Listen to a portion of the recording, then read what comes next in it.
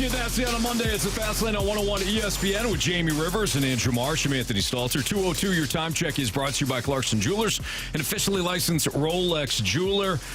Jamie, I imagine your weekend was pretty good out in baby. Denver, Colorado at Ball Arena. Seriously, we were balling out. That's for sure. No, I did not see that coming. I'll be honest. That dad joke or the game? The dad joke I could see. The game. Yeah, the game I didn't see coming. Yeah, a couple things. A little bit of a backstory on that. As we all know, the Blues were vocal about not being happy. Hey! We got the cheap, fun. We got the chicken in here. We got the chicken in here. Dirt cheap chicken. Bring it in for the real deal. If you're checking it out on the Air Alliance right to the neck YouTube channel. I love it. What's going on? How are you? Oh, and we got good to see you, Dirt Cheap. Maker's Mark in here as well. We got booze. Look at this. Booze. We got staff members. Guys, Marshy, turn on our camera over here. I got you. Marshy will dial it in here, and you guys, somebody can jump up here and talk. So who told you guys just bring booze and you're going to make us happy? Yeah. That makes a lot of sense. Show up and the party happens. So. Wow. There we go. Yeah. You got the crew from Dirt Cheap. Introduce yourself, please. Hi, Dave. Dave with Dirt Cheap. Dirt Cheap Dave for short. What's up, Dave? How you guys doing? We're just diving into the Blues, the Dirt Cheap chicken. Perfect timing with the Blues sweater on. Indeed. Cheap. Yeah. I'd like to see a number 6 on the back of that. Maybe Rivers, but the rest of it is quite fine. We can work on kidding. We can work on that. All right, so Dirt Cheap, you guys, what do you got going on here? Holiday season upon us. You guys are always having fun. What's going on over there? Got a lot going on. Biggest thing coming down the pipe right now is we're going to have some Black Friday specials coming out, and pricing on that will be released next week. So lots of great deals, better deals than you're going to find anywhere in the St. Louis area, but same quality you'll find anywhere else, if not better. Yeah, I'll tell you what. I personally vouch for Dirt Cheap. You walk in there and they have everything, all the high-end stuff, all the best stuff, but it's always marked down, Anthony. Cheap.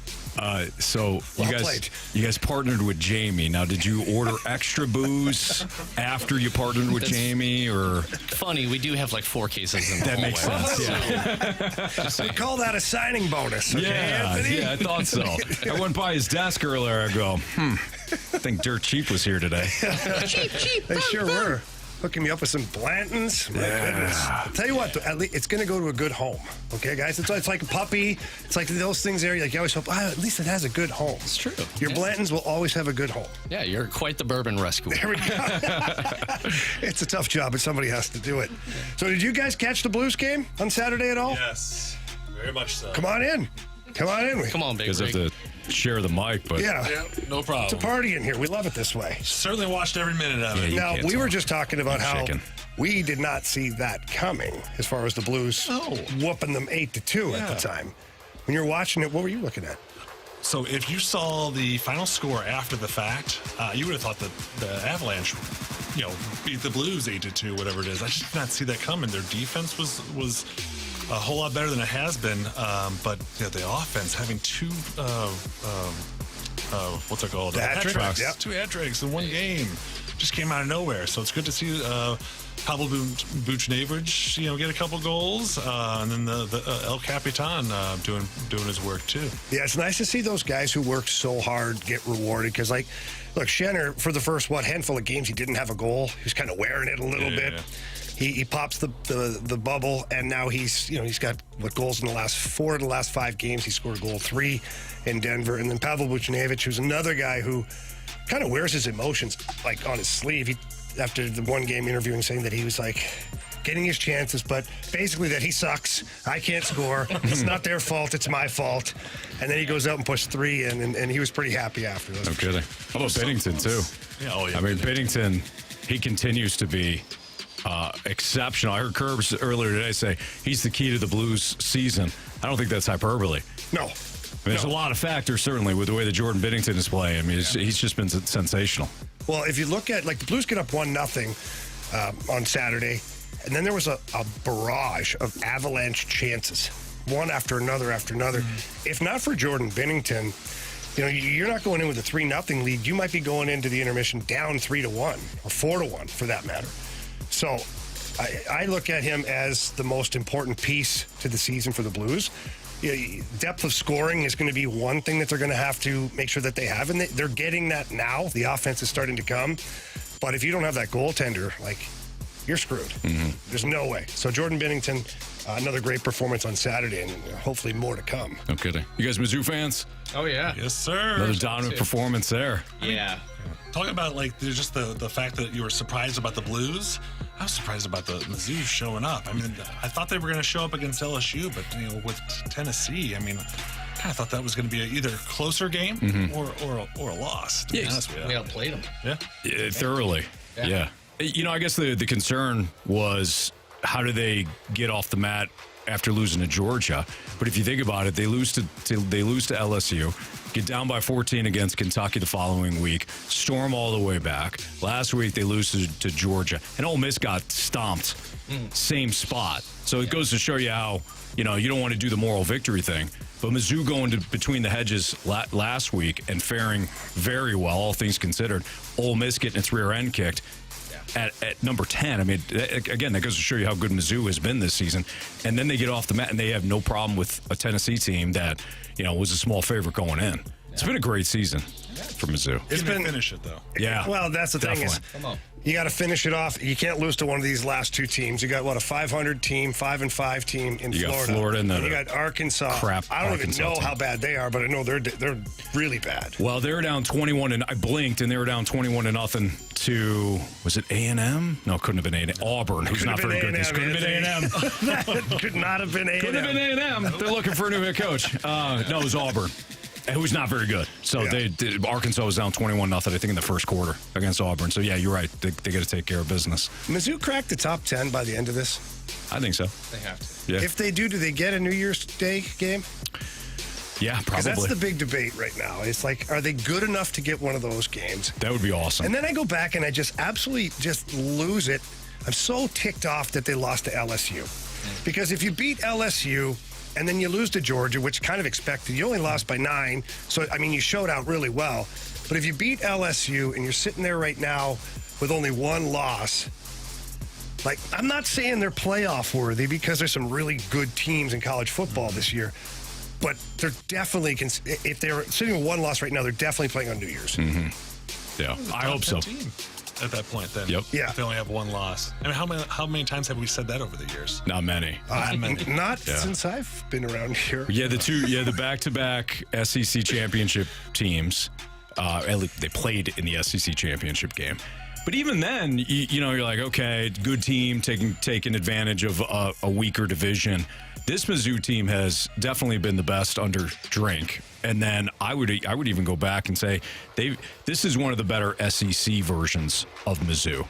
And I did not see it coming in. Well, Anthony called Drink a high school coach at one point. I did. He said, he runs a high school offense. Be fair. These dink and dunk passes. No, Anthony, go ahead. Take over. I did call the offense a high school offense. Hey, when you're throwing sideways every play, now he's you can see that out every Friday. Yeah. Every Friday you see this. Kerry will tell you. Kerry Davis is coaching high school football. He'd tell you. But no, credit to Mizzou. They completely turned around their season from early on. There's too many close games against bad opponents to say, oh, well, we'll see what happens when the SEC schedule starts. But to their credit, man, they turned it on. So dirt cheap. Dirt cheap in the house. We got the dirt cheap chicken. Does our dirt cheap chicken have a nickname? Cheap. Well, we know that. We know what it does. If not, I got to figure. I'm good with nicknames. You'll get one. We'll get this figured out. We'll It will be radio edited. Like, it won't be something that, off the. No, we already have those things. Yeah. It'll be in a terms of endearment. Yeah, so of course that's for sure. Yeah. We love the chicken. Well, thanks for stopping by, everybody, from Dirt Cheap. Good stuff. Seeing the Dirt Cheap chicken. Seeing what you guys bring. Come back anytime. Anytime. Anytime at You'll all. come back tomorrow with another case. We're fine with it. We're not going to push back. No. Yeah. We'll be in touch, Mr. We'll battle through it. Thank you. There you go. All right, that's Dirt Cheap. Make sure plenty of locations. I know we got one out in South County that I may have frequented. 50? No, 15. It's like 50. 50. They all have a drive-through. Soon. Anthony. Soon, 50. They all have a drive-through. Don't you know it? Yeah, I do. Most of them have. Right up and right out of there. There you go. And this is why I looked like I was mad. Chicken was Thanks, in the guys. bathroom upstairs. We'll see. I was waiting for you to see the chicken. I'm like, All right. We'll talk about the Blues next on 101 ESPN. Cheap, cheap, fun, fun.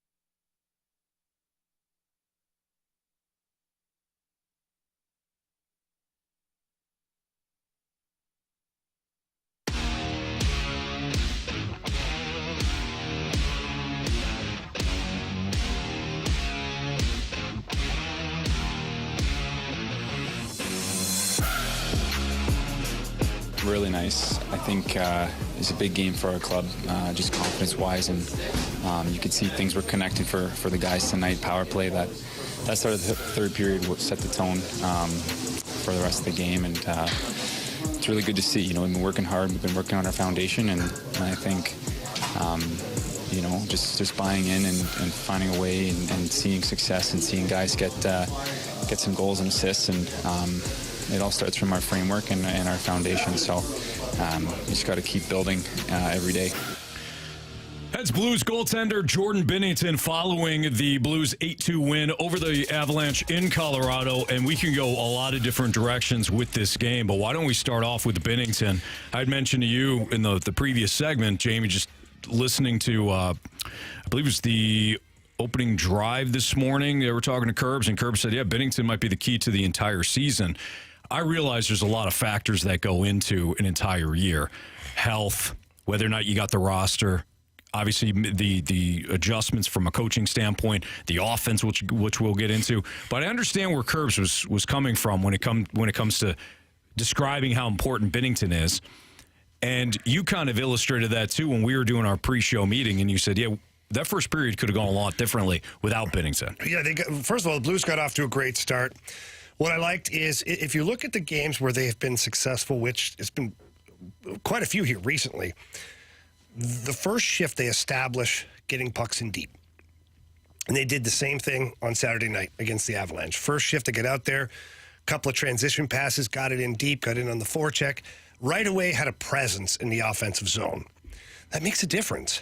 It does. And especially when you're trying to create some momentum as a hockey club, you want to roll the lines over, especially at high altitude. You want to make sure that you're spreading out the minutes so that no one line or no one individual is just absolutely bagged by the end of the first period.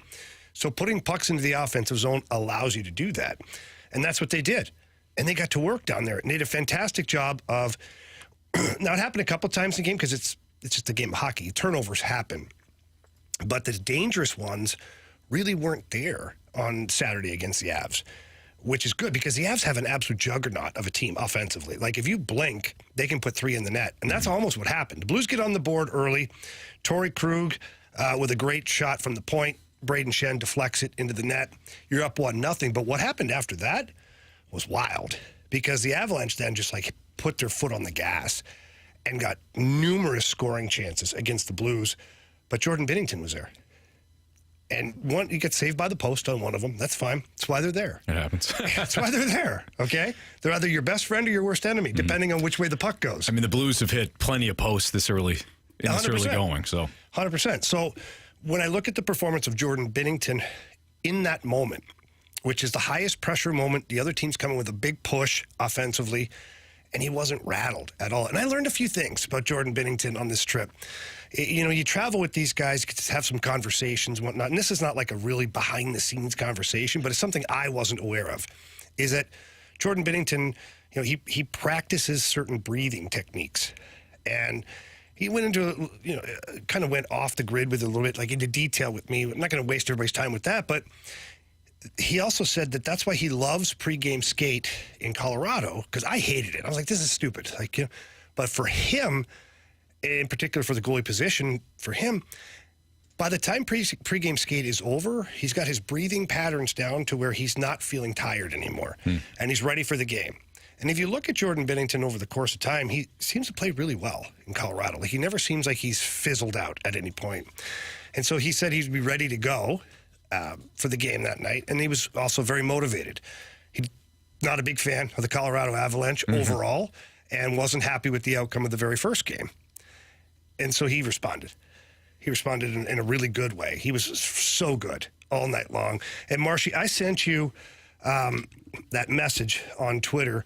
I thought it fascinating because people are really quick to be Jordan Binnington haters, and you look at last year, no, he's not the guy, get rid of this guy and whatnot. And then so Money Puck had some rankings on current NHL goalies. Marshy, I think you have it pulled up. I do, yeah. He's ranked number 4 right now. And this goes beyond just Jordan Binnington. If you look at the top 20, Joel Hofer sits at 19 as well. So the Blues have a good tandem in the NHL right now in the top 20 of all of the goaltenders in the league right now. So he ranks number 4. Yeah. So that's your goaltender right now. He's playing really, really well this season. He's confident. And can I address something too really quick about Jordan Binnington? Because I wasn't here on Friday, and I heard you guys addressed it, and I have been asked no less than, 35 to 40 times. Yeah. Are the Blues trading Binnington to the Oilers? No, they're not. Not right now, anyways. No chance in you know what are they doing that. So this is the power of Canadian sports media. Is it somebody just throws it out there and then somebody else grabs it and runs with it because the media are fans up in Canada, which is, supposed to be rule number one. You're not a fan, right? They don't even hide it. And so when their team, the Oilers, is losing, what do the Oilers need? They need a goaltender. Who can we go force somebody to trade? And that's what they do. They put it out there. Oilers talking to Blues about Binnington. No. And behind all that stuff, maybe there's a truth. Maybe Ken Holland did call Army and say, hey, any chance on Binnington? Click. Army hung up on him for sure. But he did make the call. But he made the call. Right. Or they heard somebody talk about Binnington, and now they just make it as real. Jordan Binnington is not being traded to the Edmonton Oilers at this point. I can tell you that right now. Not if the Blues truly want to make any kind of a run at being a playoff team this year. To your point earlier, what Curb said, Jordan Binnington might be the most important player on the entire roster. Why on earth would you trade that? It didn't make any sense. It doesn't make any sense. It never would make any sense. No. And it goes back to what you just said about really the goal for this season. Doug Armstrong making the moves that he did at the trade deadline and having a carry over to the offseason. He has been open and transparent about we expect this team to rebound and make the playoffs. Yeah. Retool, not rebuild. Trading Jordan Binnington does not fit into that mold.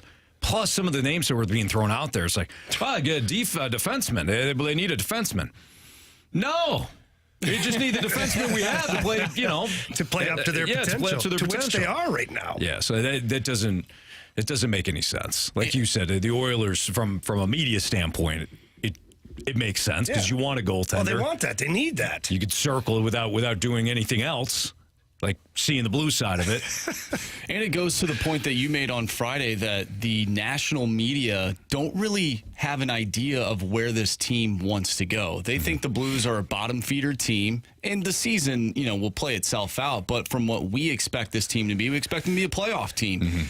So, no, they're not going to trade Jordan Binnington, but that just shows how checked in these national people are. Yeah. They're not. No. They're not. They have no idea. They made up their minds on where the Blues are going based on last year, looking at the roster from this year and saying, hey, last year they make the playoffs and they lost some talent. So they're probably not going to be a playoff team this year. And then they moved on. I'm not saying that's right or wrong, but I think having that in the back of our heads when something like this comes up, it makes sense. Because you say, for them, they say, well, we know the Blues aren't going anywhere. Why don't you make a deal? Because you're rebuilding. They're not. They're not rebuilding. No, you're not. And look, the Blues have won 4 out of their last 5 games. They're knocking on the door to being third in the division. They have a favorable schedule coming up here in this month. Like Tampa Bay is going to be a tough game. LA Kings are going to be a tough game. But after that, when you look at San Jose, you look at Anaheim, you look at Arizona, those are all very winnable games. Yes. So the Blues have a real possibility of having a great stretch of hockey here. And I can tell you that the atmosphere around the team is top-notch right now. These guys are confident. And you get guys like Torrey Krug, who early on in the season could have had every reason to be frustrated and be ticked off for a lot of reasons, okay? He wasn't scoring primarily, but what he did is he shifted and played really well defensively. And now some of the offense is coming. Justin Falk is playing well. Colton Parayko is playing some of the best hockey he's ever played in his career. And so there's a lot of things to be optimistic about. Is this a for sure playoff team? I have no idea. But is it a team that I enjoy watching right now that I think can compete on a nightly basis given the opponent? Yeah, it is. Yep. Tonight, you got Bills, Broncos pregame starting at 6:30. Blues, Lightning pregame starting at 6 o'clock tomorrow night. So we will carry the Blues and Lightning for you, of course, here on the home of the Blues, 101 ESPN. So Blues, Lightning tomorrow night. But Bills and Broncos tonight. Good thing for us, this game doesn't matter. Not from a pick'em standpoint. Isn't it nice? Very nice. We'll give you an update there. Talk about some of the things that happened yesterday in the National Football League next on 101 ESPN.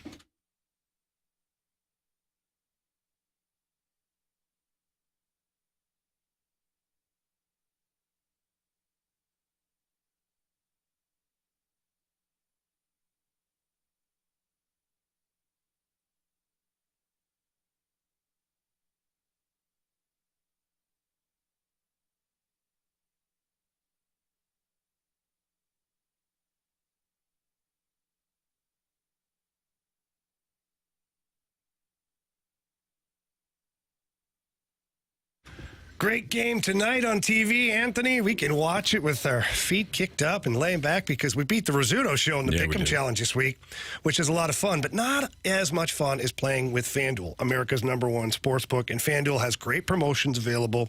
Whether you're an existing customer or if you're a new customer, you get $150 in bonus bets with any winning $5 money line bet. Yeah. Anthony, that's $150 if your team wins. Jamie, we told you about just take the Cowboys. You're good. Oh, right? Boy. You were going to be good. Maybe you didn't get in, though. You didn't get in on FanDuel. You're not a new customer, and you want to be starting tonight. Well, you got another opportunity. The Bills should beat the Broncos. You could play that $150. You can get that $5 money line play and get the $150 back when your team wins. Or you can wait until this weekend and do the same thing. Either way, FanDuel's, they've got it all for you. The app, it's easy to use. It's safe and secure. When you win, you get paid instantly. Spreads, player props, over-under totals. You've got different futures plays that you can operate with when it comes to the NFL and FanDuel. It's a great spot to bet. It is FanDuel. You can do it all over at FanDuel. Go to FanDuel.com/fast and kick off the NFL season. That's FanDuel.com/fast. 21 and over in President, Illinois. First online real money wager. Only $5 pregame money line wager required. $10 first deposit required. Bonus issues non-withdrawable bonus bets that expire 7 days after receipt. See terms at sportsbook.fanduel.com. Gambling problem? Call 1-800-GAMBLER.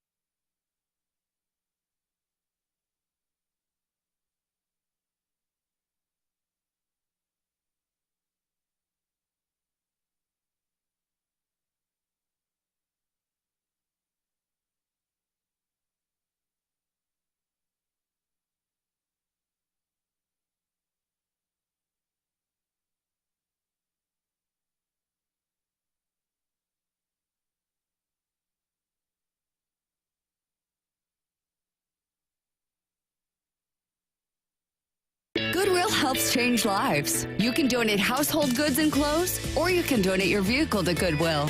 Your donations to Goodwill change lives through the power of work. Goodwill. Give hope, give local, give Goodwill.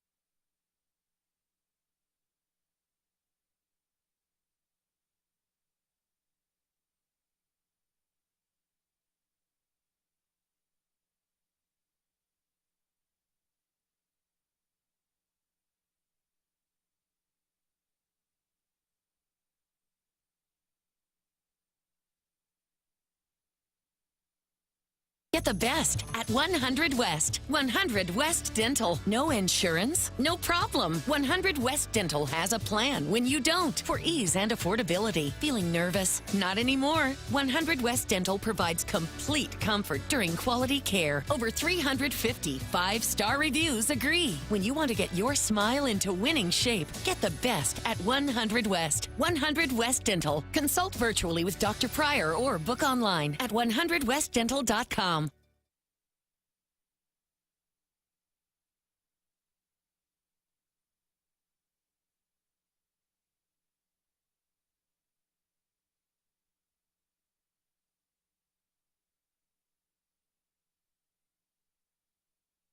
Hey, St. Louis, want a great deal on tires? Go to CarX Tire and Auto during their buy 3, get 1 free tire sale. If you need tires, you need CarX Tire and Auto. Don't worry, call the CarX man. Restrictions apply. See manager for details.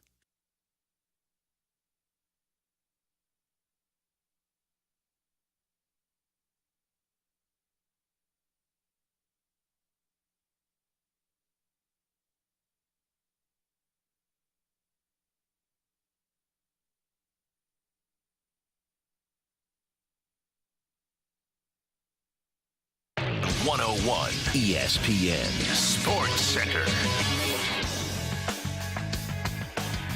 I'm Andrew Marsh. It's time for a Sports Center update, driven by Johnny Londoff Chevrolet and Johnny Londoff Autoplex. The Blues defeat the Avalanche over the weekend by a final score of 8-2. Braden Shen and Pavel Buchnevich both recorded hat tricks in the win. The Blues will be back in action tomorrow night, taking on the Tampa Bay Lightning. Pregame starts at 6. Puck drop is at 7. We'll talk later today with Blues head coach Craig Berube at 4:30, so stay tuned for that. Tonight, we have Monday Night Football, Bills and Broncos, as Week 10 of the NFL season comes to a close. Pregame for that one starts at 6:30. You can catch all the action right here on 101 ESPN. I'm Andrew Marsh, and the Sports Center update is driven by Johnny Londoff. Find new roads and shop 24/7 at londoff.com and londoffautoplex.com. Are you kidding me?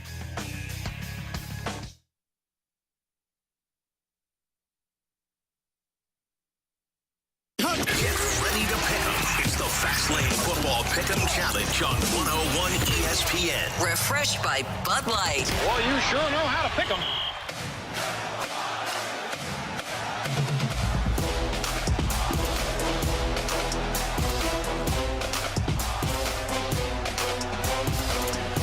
So we got another win, gentlemen, in the NFL Pick'em Challenge. That's right. Beat those fools like a drum. I mean, at this point, it's easy. Feels like it. 7. 7's the number.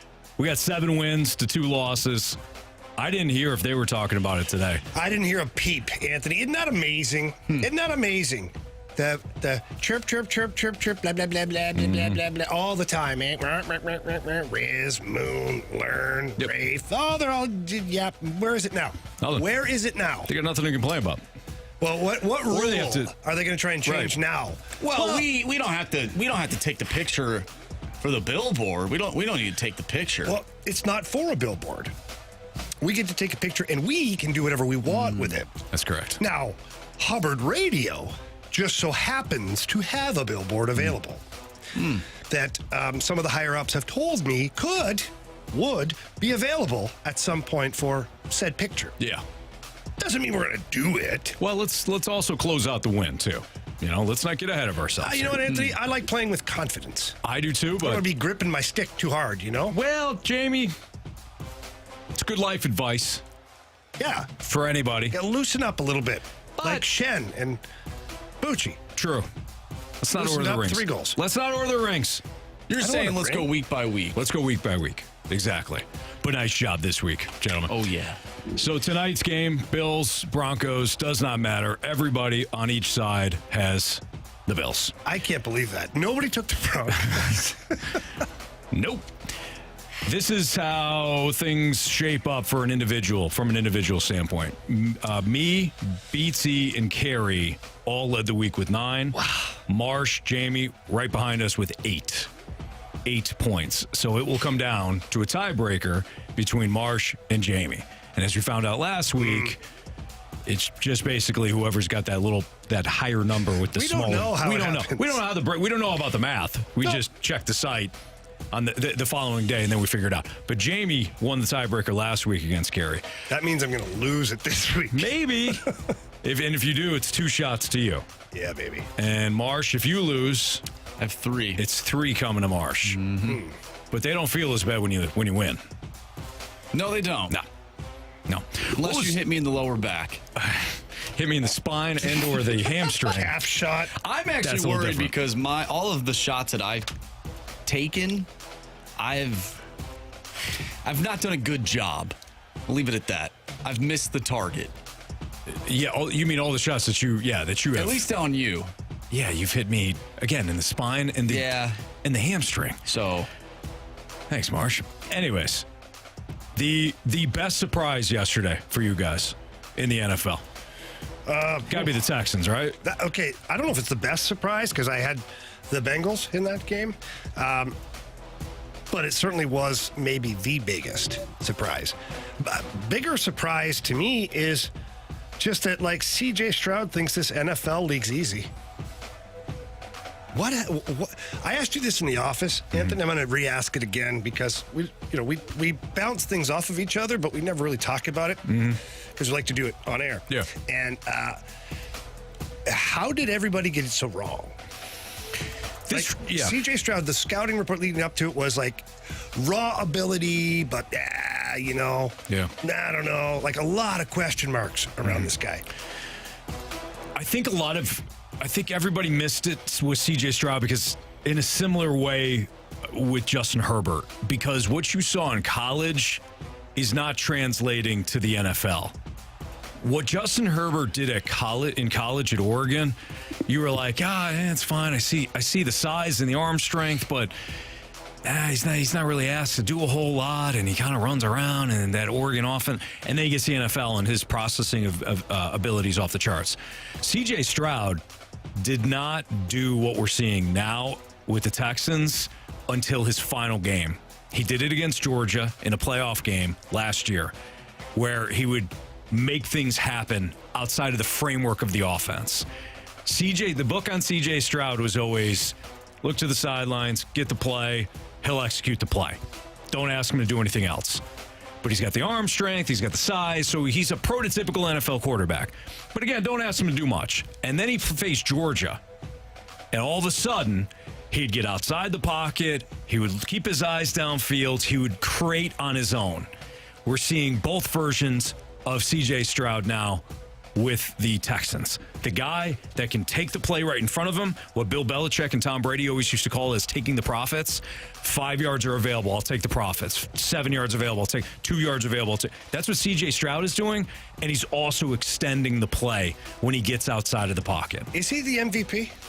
Because I seen that on one of the ESPN shows this morning. Yeah, that your guy Orlovsky continues to tout it.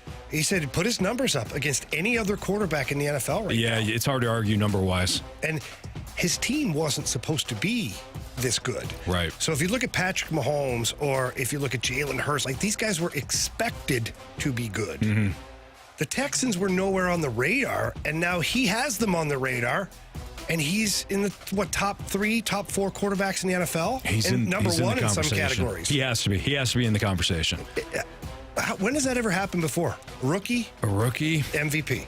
Oh, boy. I think it's only happened maybe one time where a guy has won often. I think it was Jim Brown.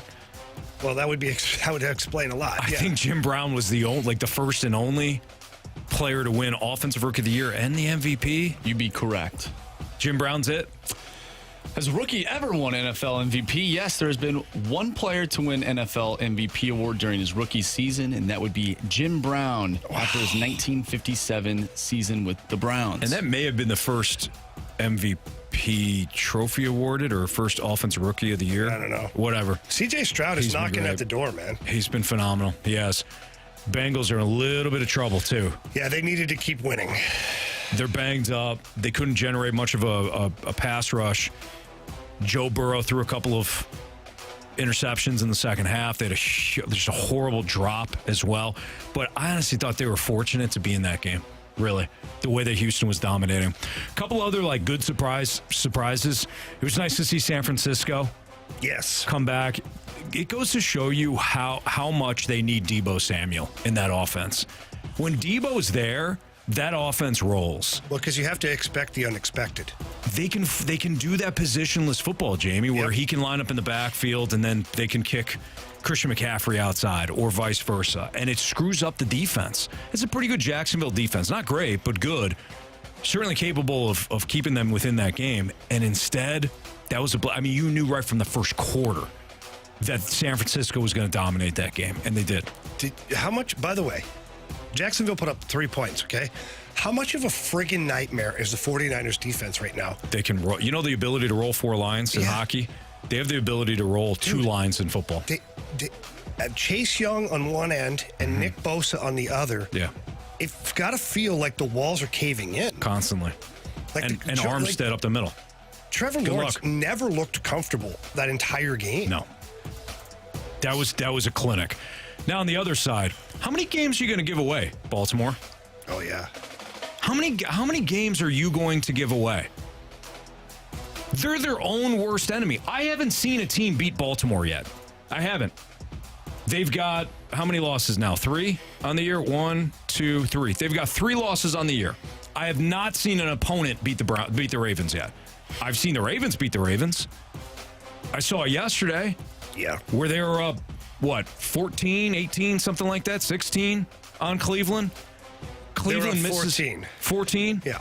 Cleveland misses an extra point. They do the Cleveland thing where they miss the extra point after they tie it up on a pick six. And Baltimore still doesn't win. They did the same crap against the Steelers, gave them that game, and the Colts earlier in the year. I've seen Baltimore beat itself 3 times. Other than that, I've not seen a team own the Ravens. I mean, that was frustrating to watch as a Ravens fan. Yeah.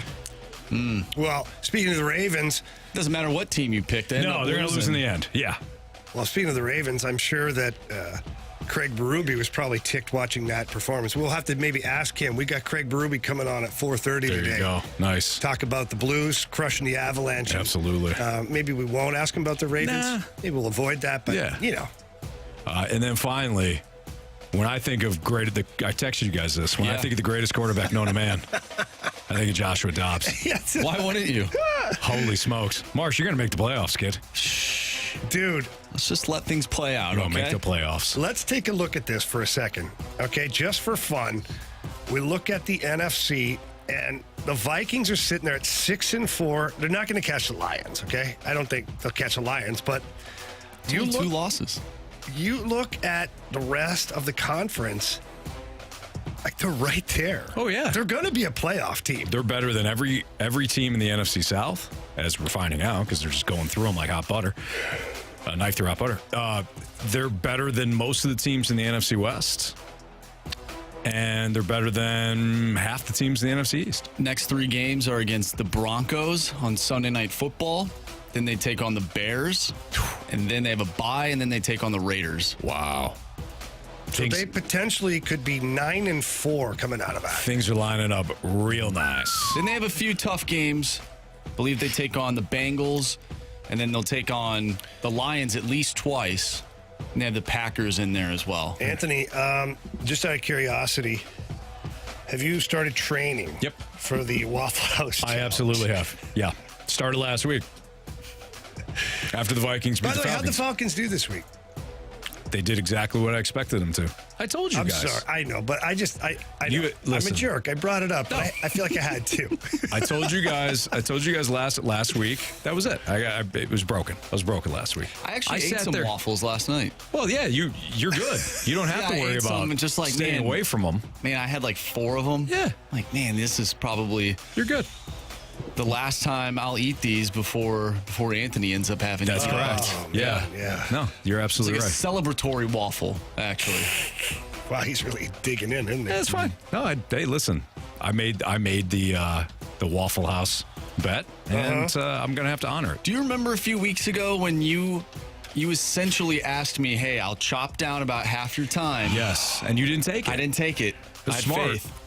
That's That's real pretty smart. arrogant of you, really. No, I was thinking I'm a Falcon fan. I've seen how this plays out. If I can just get the kid to commit, if I could get a signed confession, I don't care if he did it or not. I just get the signed confession. All right, Mizzou rolled against Tennessee over the weekend. We'll dive into just how big of a win that was and where we're at right now with Eli Drinkwitz, who, guys, I don't know if you've seen it, but there's some SEC teams looking for a head coach. How concerned are we that Drink could head off to College Station? That's next on 101 ESPN.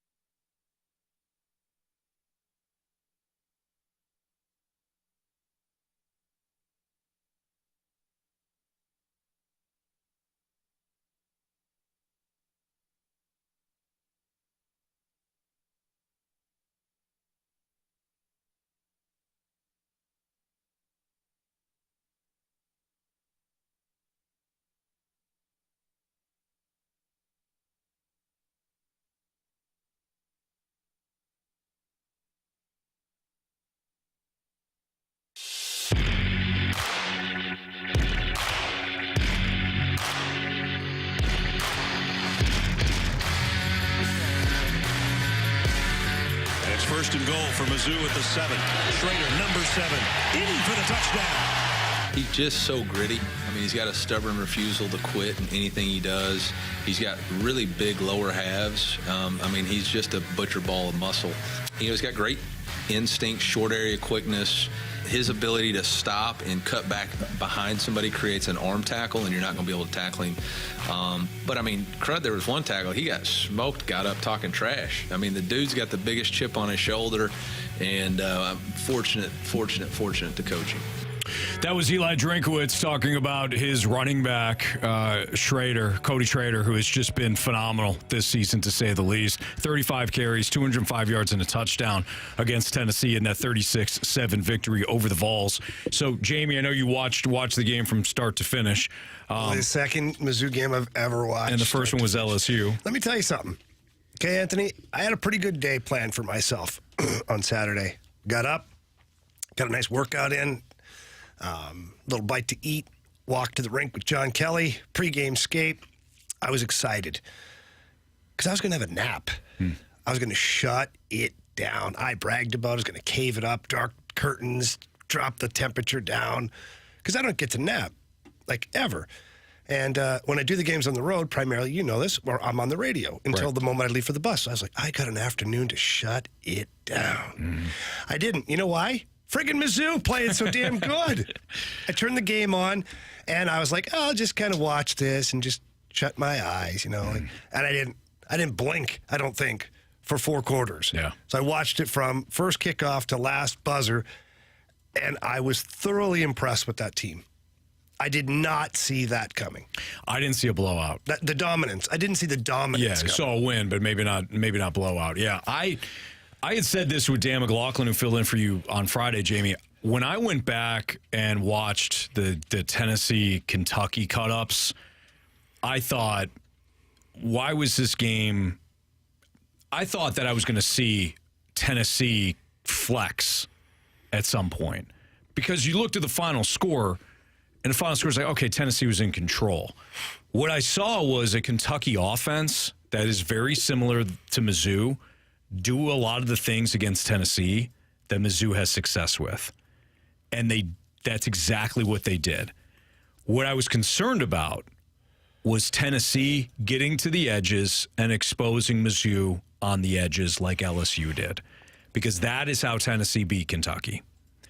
Instead, Mizzou went with, for a large portion of the game, 3 down linemen, had a bunch of banged up linebackers throughout, and they still dominated that game. That was incredibly impressive on all fronts, and that's a big win.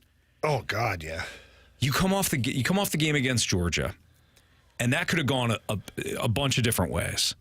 You're at home now. You had your 2 big games against LSU and against Georgia from a rank standpoint, and you lose them. How are you going to respond? Instead, you took it to them for mostly 4 quarters. That, I think, was a huge win to show, all right, Mizzou is on that upper level of Tier 2. They're not in Tier 1. They're not in Georgia's category and Bama's category. They're just not. But they're ahead of Tennessee. They're certainly ahead of Kentucky. And with the way that Ole Miss looked against that same Georgia team this past weekend, we're only talking about a week difference. Yeah. And the way Georgia ran them out the building after Mizzou hung with Georgia, Mizzou's a better team this season than Ole Miss. So what does this mean then? Because I was driving here today, and BK and Ferrario, Alex and Tanner were talking about Mizzou, and I started thinking to myself, what does this ultimately mean for Mizzou football here moving forward? Because if your team wins out, you're probably going to break the top 10. You may get a game on New Year's, maybe not. Well, it doesn't matter at this point. It'd be nice, okay? It'd be like the cherry on top, but what does it mean for Mizzou football? Because if you go back 2 years ago, it was a disaster. At least it felt like it was a disaster. Drink comes on, doesn't really make the impact right away we think he's going to make as a coach, but he did recruiting. He did. His strategy to come in and basically lock off the borders, no Missouri kids going elsewhere, we're keeping our talent in-house here, that's worked. Yeah. Like, Mizzou is the place for the most part. I mean, obviously there's outliers, but so what does it mean then? Like, where is Mizzou football a year or two from now. Well, let's take a step back. Who do they lose? When does Burden go to the NFL? Burden, I think, is eligible for the NFL after next season. Okay. Because this is his second year. What about some of their other guys? And by the way, they won. I know he played. He wasn't right. No, he wasn't right. They won without Burden. They won on the Saturday. shoulders of, what's his name? Schrader. Yeah. So you asked me, okay, what does this mean? What's the life? You know this. What's the lifeblood of college football or college athletics? Like, how do you build your program? You got to recruit. You got to recruit. So let's take a step back and then look at it from the standpoint of like that 200-foot view. Okay. Arkansas, terrible this year. Mississippi State, terrible. They're looking for a new coach. Auburn has not been good. They have not flashed. They've not been in big games. They've not been in primetime spots. They have not been good. Texas A&M, proud college football program. Oof. Where you can buy, Nick Saban made the infamous comment of that's the best team money could buy. So their alumni poured a lot of money into that team. Now they're going to look for a new head coach because they fired Jimbo Fisher, right? Vanderbilt stinks. South Carolina, down year. Florida, down year. You beat Kentucky. You beat Tennessee. This is what it's about. It's about showing recruits, hey, we were right there with LSU, should have beat them. We were right there with Georgia. Uh-huh. We beat all these other teams. From a recruiting standpoint, you can, on a 2:30 on a Saturday, you had kind of had the net. There was no big games outside of Washington and Utah playing at that same time. Yeah. And you took it to Tennessee. If you could get a New Year's Day bowl, which would be huge, you can continue to show recruits we are building something. If a kid, 5-star recruit has his eyes set on Georgia and Alabama, not much you could do there. But how about the transfers? How about some Georgia and Alabama players that are not, maybe they're 3 or 4-star recruits that aren't playing. They're stuck behind somebody. Hey, Mizzou looked pretty good. Mizzou played us hard. Trending in the right direction too. That's what it means. I thought it was fun reading a quote from Eli Drinkwitz, and I'm not going to try and match it word for word here. I'll just say I'm paraphrasing it. Mm-hmm. But he basically said, they've gone from a position of hoping that kids choose Mizzou to now choosing the kids who will attend Mizzou. That's where you want to be. Paraphrasing, but it was literally something like that to where, in a short period of time, it's gone from please choose us to, well, we'll get back to you. This is how you build momentum as a program. Let's remember, Alabama was terrible until Nick Saban showed up. And even their first year was rocky. But he built momentum. And then it was a juggernaut. Don't forget, Georgia wasn't anything until Kirby Smart got there, locked down the borders, built momentum. There's a lot of programs that have been down. We think of them now and say, man, boy, they've always been good. Mm-mm. This is how you build momentum. Yeah. And credit Drink and his staff. Jamie and I were doubters at the start. Oh, God, yeah. Oh, yeah, I owe an apology to my guy Kyle.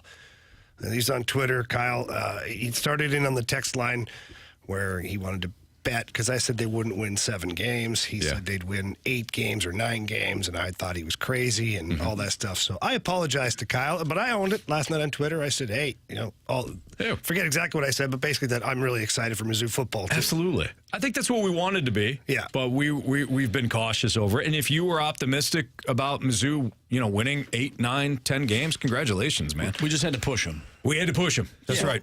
Tough love. Quick question. I know we're up against it here a little bit, but a lot of chatter today about Texas A&M, and obviously they're looking for a head coach. A lot of chatter about should Mizzou be worried about losing Eli Drinkwitz. Do you think that would be a step up for Eli going to Texas A&M? Like if it was a Texas Longhorns. Money-wise, yeah. Okay, money-wise, but will it though? Like they might be a little cautious right now. Yeah. They're paying Jimbo Fisher $76 million to stay go home. Away. Yep. Is Eli? Is that a step up? Yeah, I think. Yeah, it is. Why? All they've ever had is Johnny Manziel. That's it. Because there is an allure to Kyle Fields and the 12th man, and there is some college football royalty, so to speak, with that. Have you not been to Harpo's in Columbia, Missouri? There's some allure to that, too, Anthony. Anthony, the line was down the street a few weeks ago. Trust me, I was there. The alums, can shell out some big-time money. There is somewhat of an allure. They need a 12th man. That's how bad they are. Yeah, fair enough, boys. Fair enough. No, all jokes aside, though. Is Eli Drinkwitz a big enough name But for look at the A&M? season he just had. Like, I think the sell for A&M is like, we need recruiting, and we need to show that we can trend upward in a hurry. And look what he did in Missouri. You need a program builder. Yeah. So that would be a slight concern. I think they're okay. I wonder if college, if Texas A&M makes one more mistake and brings in Urban Meyer. Oh, God. You know? Like one. Well, I heard they need a kicker. Okay, Jamie. That was pretty good. Let's get back into these Blues. See if he can put his finger on it. Oh, is everything good? I knew something else was there. Is all else good with the offense now? Has the power play been solved? We'll get into that next on 101 ESPN.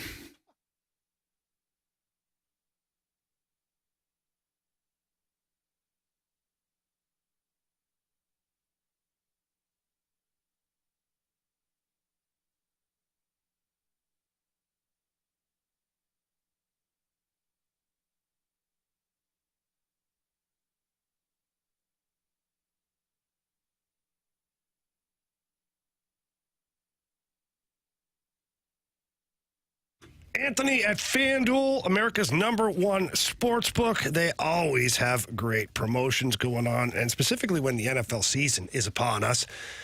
Right now, if you're a new customer, you should be excited because you get $150 in bonus bets with any winning $5 money line bet. So what that means is you get $150, and all your team has to do is win. They don't have to cover. They just have to win. Yeah, that's the key, right? It's a money line play. It's not a spread play. So you don't have to worry about, well, how am I going to do it with the spreads and all that? Worry about that after you cash this outstanding promo that Jamie just read you. So again, right now, new customers get $150 in bonus bets. All you have to do is play a $5 money line play, win that sucker. So pick a big favorite, one that you feel pretty good about, like the Cowboys yesterday. How about them Cowboys? Or whoever the Giants are playing next. And then you win, they get the $150 in bonus bets. Then when you got the $150 in bonus bets, then you can add. You can do some spreads, some player props.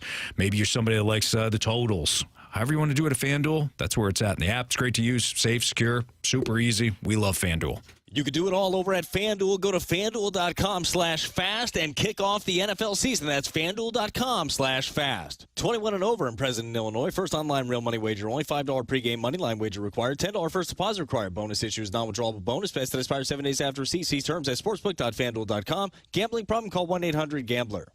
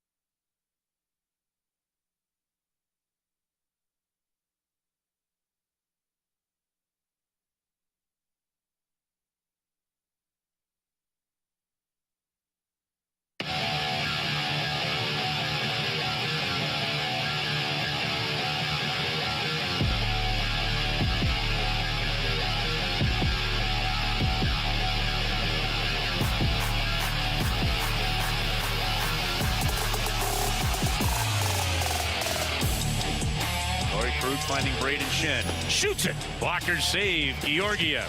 Puck recovered by Buchnevich to Thomas. Quickly moves it to Shen on a clean sheet of ice early in the period. Buchnevich, he scores! Power play goal! St. Louis.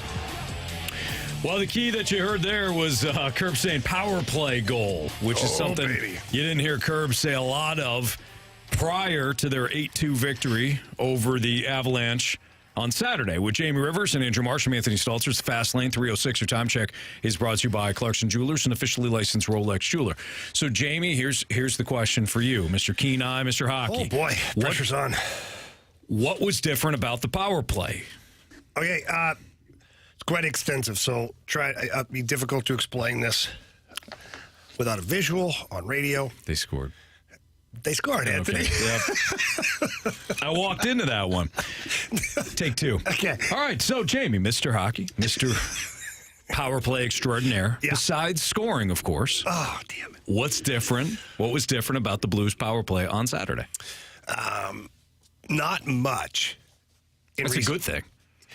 Well, okay, hang on. I'm going to pump the brakes. The Arizona game was putrid for the power play. It was not good. The game they won. Well, they won. Both games. They won 2-1 against Arizona, and they went 0 for 7 on the power play. Now, the second power play unit did have some good chances. They shot the puck a little more. They got more shots on net. So I shouldn't say it was putrid. The first unit was not connected. No chemistry for the beginning of the season. Then they started to string together some games where they're getting some good looks out there, good opportunities, a little unlucky. There was a post one time, like some things, right? Mm-hmm. What I saw Saturday night was a very decisive power play. Like it's almost like out of nowhere, the confidence fairy came down and sprinkled some dust on these guys. Yeah. And that's not an accident. That goes back to preparation, and it goes back to coaching for me. And Craig Berube, talking to him, and about the power play specifically, he mentioned that the power play is not, for them right now, is not looking back at how bad it's been. It's approaching the very next power play like this is the one. We're going to do great things the next power play. Because you get so far in the hole that you really can't dig yourself out if you keep looking behind you at how bad it's been. Right. And so I thought to myself, this was after the pregame skate on, what day was that? Thursday. On Saturday. And so I thought to myself, that's a pretty good mentality. Because if anybody can be ticked off right now, the coaching staff can be ticked off. Steve Ott can be frustrated, too, with the power play. The players can be frustrated. But if they've adopted this mentality of, let's look forward rather than behind us, that's coaching. That's leadership. Mm-hmm. That's guiding your guys down the right path. And so what I saw was that. I saw a power play that looked extremely motivated in Colorado, that it's almost like nobody told them that they'd only scored one goal all season. And that's what brought me back to Craig Berube's quote regarding the situation. But they moved the puck quickly, efficiently, tape to tape. And you think to yourself, like, well, what did they do to fix it? They really didn't do anything, except that when the pass was there, they executed that pass tape to tape. They did it quickly. They had net front presence the whole time. And then they found ways to get guys available. Mm-hmm. And that's the key. So, Anthony, how many times we talked about moving the puck around quickly to do what? Create time and space. And scoring opportunities. Pull them out of their defensive structure. Mm-hmm. You make them move, they get tired, they go the wrong way, they put the stick in the wrong lane. All of a sudden, you have an opportunity. So you don't want to put the stick in the wrong lane. No, you got to be careful with that. But if you look at the Pavel Buchnevich goal, it goes from high to low to Robert Thomas, and no look, basically. He goes straight cross-ice to Buch for a one-timer into the net. Why was he able to do that? Because they moved the puck from low to high, and the coverage, the guy that was supposed to be in front of the net taking away that backdoor pass, he got sucked up just a little bit, like 2 feet out of the area he should have been in, and the Blues capitalized on it. When it came across to Bucci, he didn't hesitate, and the pass was perfect, right in the wheelhouse. So that's the one power play goal. The next one is a strategy that I wish they'd adopt more, and not enough teams do it, is putting two forwards down underneath the goal line and moving the puck behind the net side to side. Here's why.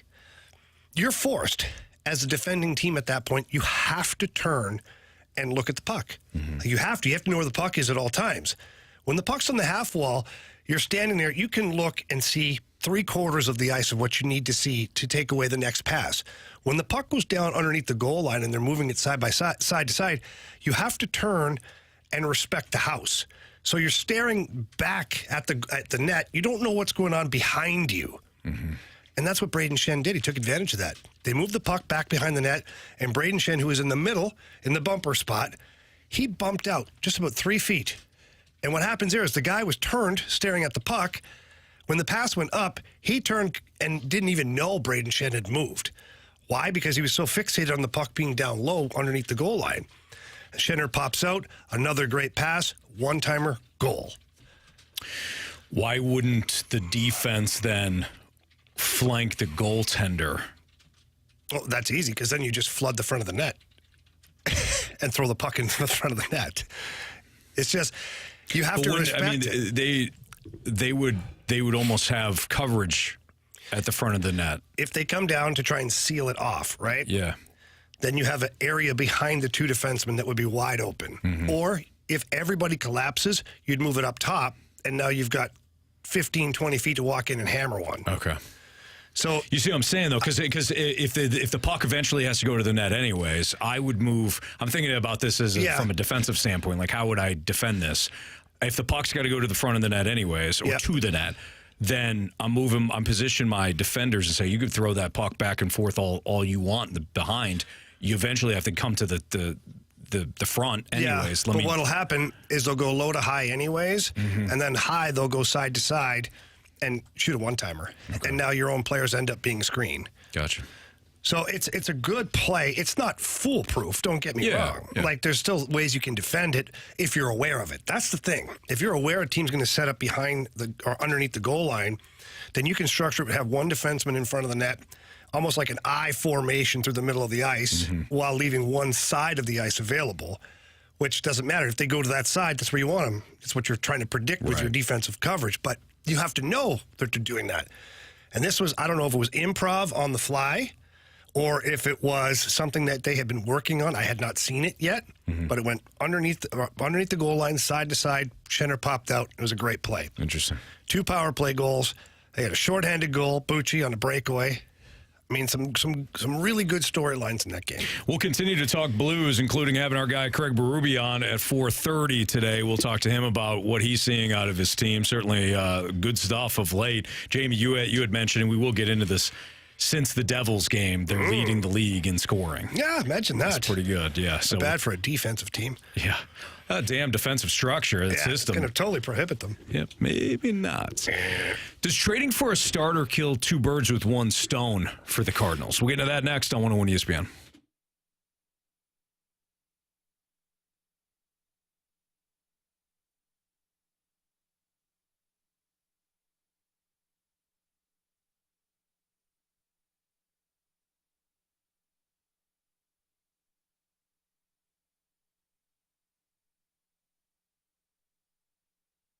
Cheap, fun. All right, we've already had a splash of Dirt Cheap today in the studio. They came by, the chicken was here, everybody was having fun, and you should too by visiting Dirt Cheap, any one of their locations. And here's something that you need to know, that the Dirt Cheap name is about the prices, not what they have in store, not the inventory. They showed me today a bottle of Blanton's. They got the Elijah Craig. They've got Eagle Rare. They've got all the best bourbons that you can think of. But they're at dirt cheap prices. That's the key to it all, is enjoying all the finer things in life for less money. And they also have an app that helps you save as well. Download the app, get on there. They've got giveaways, they've got sales, they've got clubs that you can be a part of. The VIP Blues Club is one of them. And you can also place an order ahead on the app, and you can go to one of their locations with the drive-through, ride up and ride away, and you're all set, good to go. So please visit one of the locations. When you walk in, tell them that Jamie Rivers sent you in. They love hearing that. And remember, have fun, but be careful out there.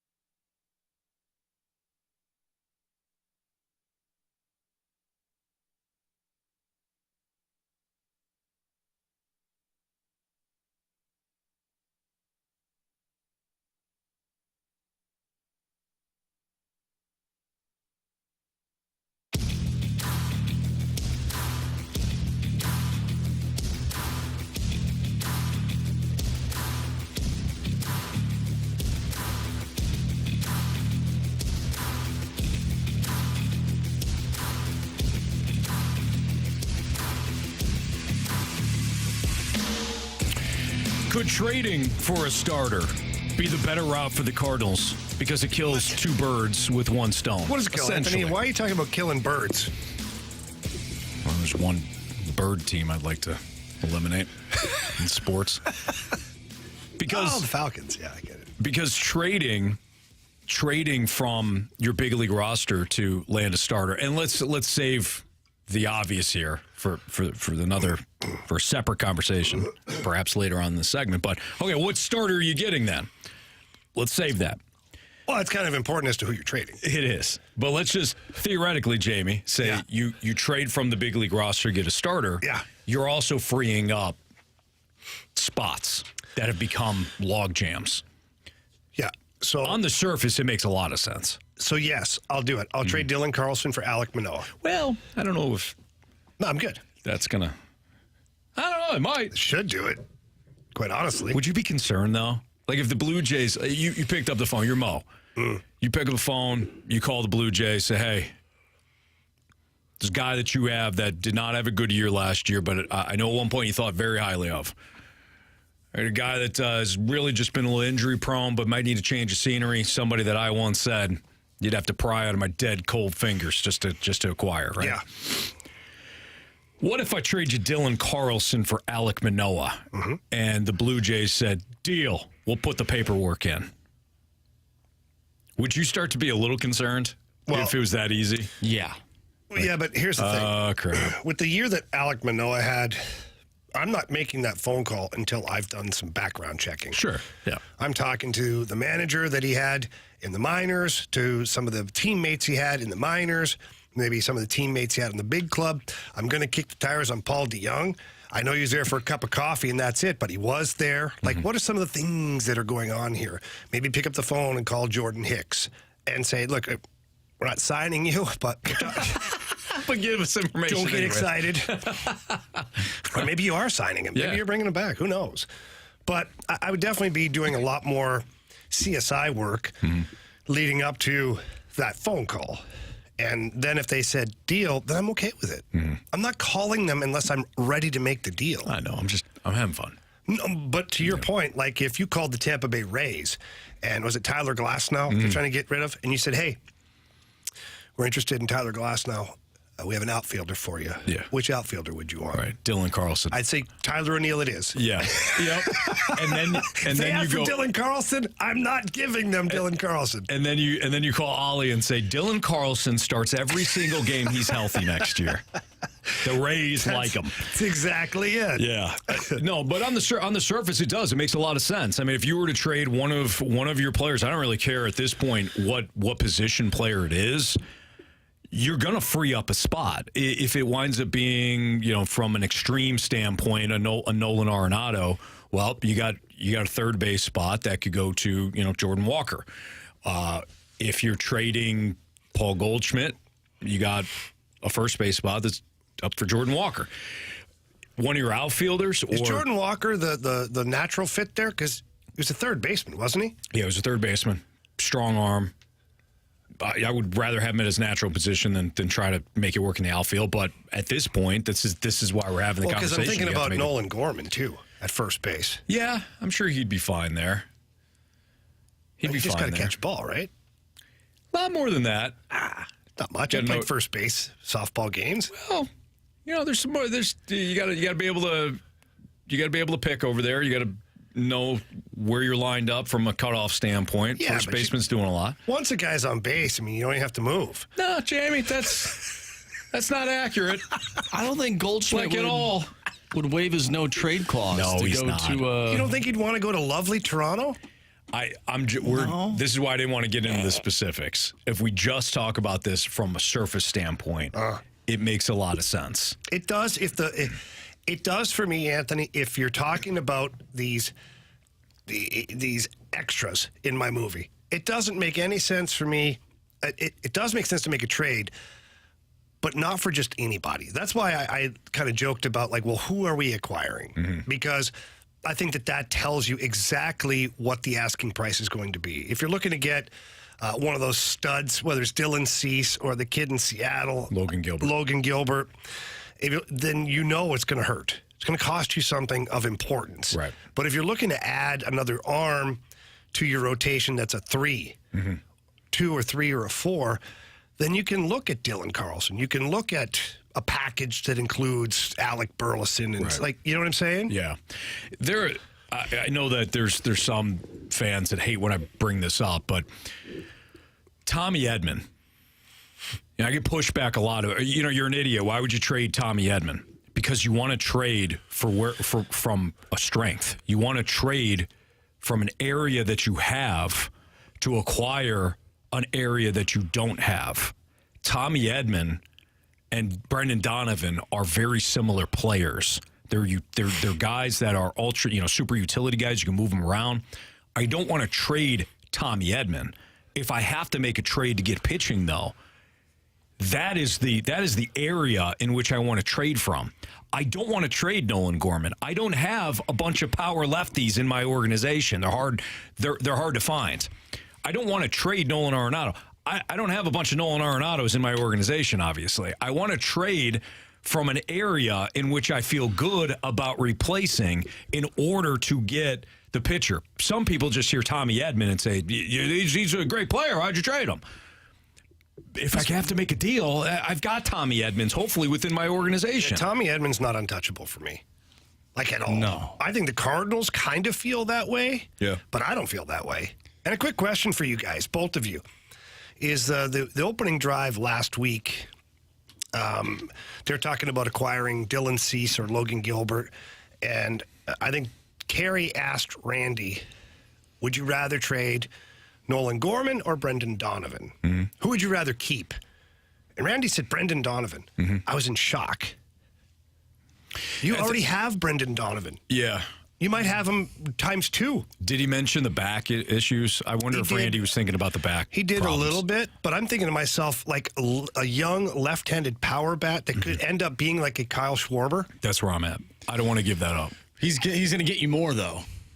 That's true, too. And this team has put themselves in a place where they have to either spend money or give up a player that they like and that fans like if they want to be successful. They can't keep doing this, well, let's put a little bit here, a little bit there, and expect to win the World Series. It does not work like that. You have to give something up, whether that's financials or it's players. Like, you can't just keep going out there and doing the bare minimum and expecting to win. It just does not work like that. No, Marcia, I think you're absolutely right. I also don't want to make another bad decision to chase my bad decision. Like, I don't want to make another mistake. I understand that. That is where I'm at with Nolan Gorman. And he might not be a mistake, but let's just, again, from the standpoint of, do I want to part with something that is difficult for my organization or any organization for that matter to cultivate in Nolan Gorman, a young, cost-control power lefty? Do I want to trade that because I have blanked up many times when it comes to starting pitching? I don't want to compound a mistake by making another. I think the difference is that the guy, that at least the two that we just mentioned, have been proven major league talent. And we're thinking of Randy Arozarena right now. Mm-hmm. That's what's coming to everybody's mind. They traded him away for a guy that was not proven at the major league level and still has not been proven at the major league level. That is the difference. I think with the other two, you're getting that's just a straight up good trade. Sure. I think good GMs, though, can look at a situation and say that happened then. That is one trade. Now, if it's a trend, that's when ownership has to step in. But let's cross sports. Let's talk about your Vikings for a second, Marsh. Oh, I'm always down to talk about them. You lose Kirk Cousins, right? Yeah. Do you not go after a quarterback that's available because you think, that quarterback stepping in? There's a long history of examples of quarterbacks that are signed off the street or acquired midseason that don't pan out. For sure. I think you look at it and say, no, we need a quarterback. Can Josh Dobbs play in our system? Well, here's the thing. Josh Dobbs was not, right from the get-go, I don't know if he was the answer because they had Jaron Hall step up. Right. Only due to injury has Josh Dobbs taken over for that. You're welcome, by the way. You wouldn't have Josh Dobbs without the Falcons. So I think we should just nix this Waffle House deal. You know what I mean? You know what I mean? I don't know. You wouldn't have the greatness of Dobbs. No, I don't had know the if it works Falcons like that. not done what they did to that poor rookie. Huh. You know? It's interesting. Yeah, I don't.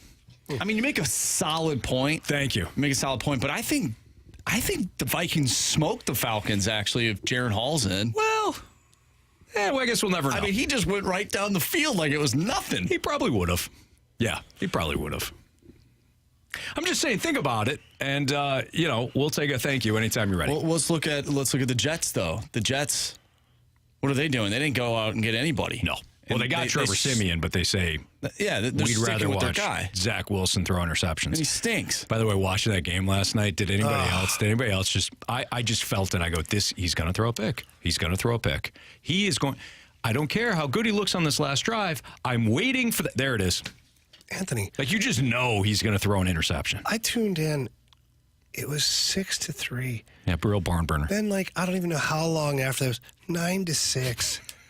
I was like, blank this. I said, what do we want to watch? I'm not watching this crap anymore. Same thing. Freaking Raiders, man. I walked Raiders out, and Jets, prime time. Walked out to my living room. The game was on. Because at first I'm like, I don't really want to watch this game.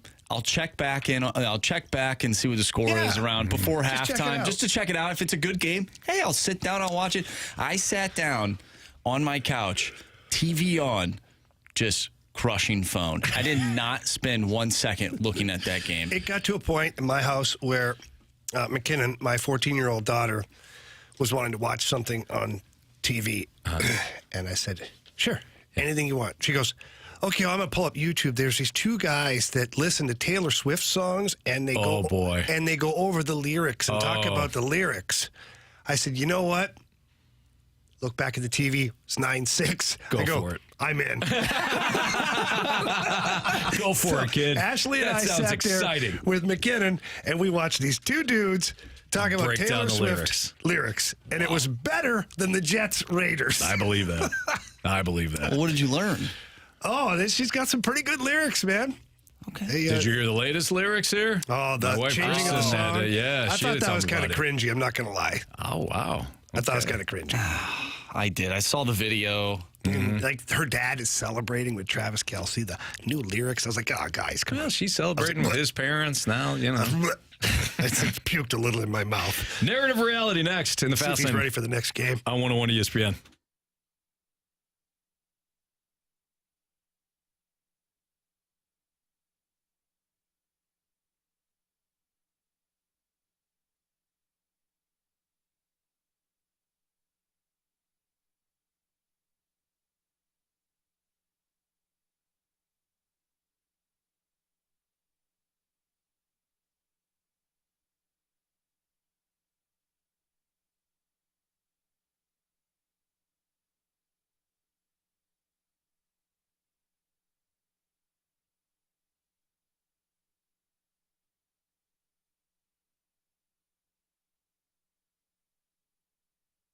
When it comes to Missouri Athletic Club, the West Clubhouse or the downtown spot, they're both fantastic. A lot of times walk through the West Clubhouse, and I'm just going to see what's going on. I saw, people playing racquetball. I saw a group that was exercising in one room.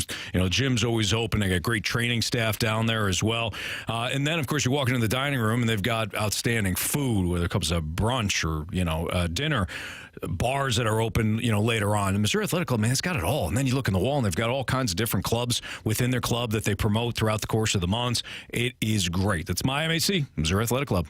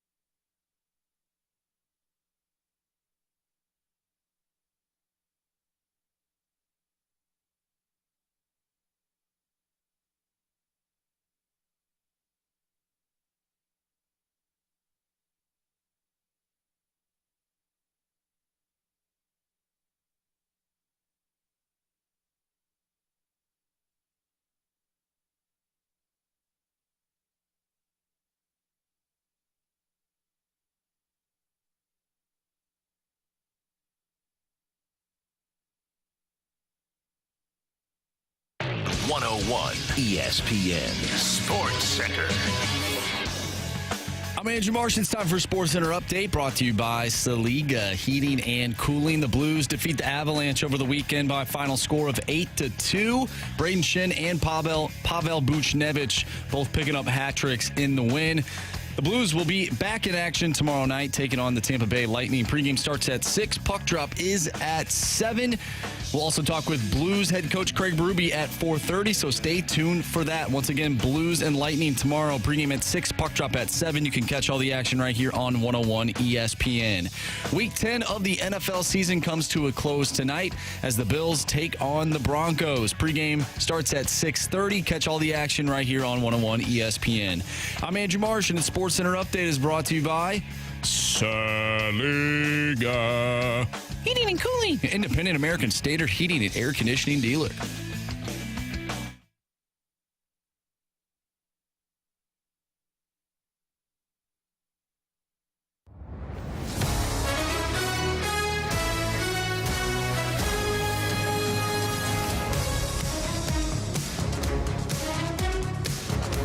Let's do a little narrative or reality here in the Fast Lane on 101 ESPN. What do you got for us, Marsh?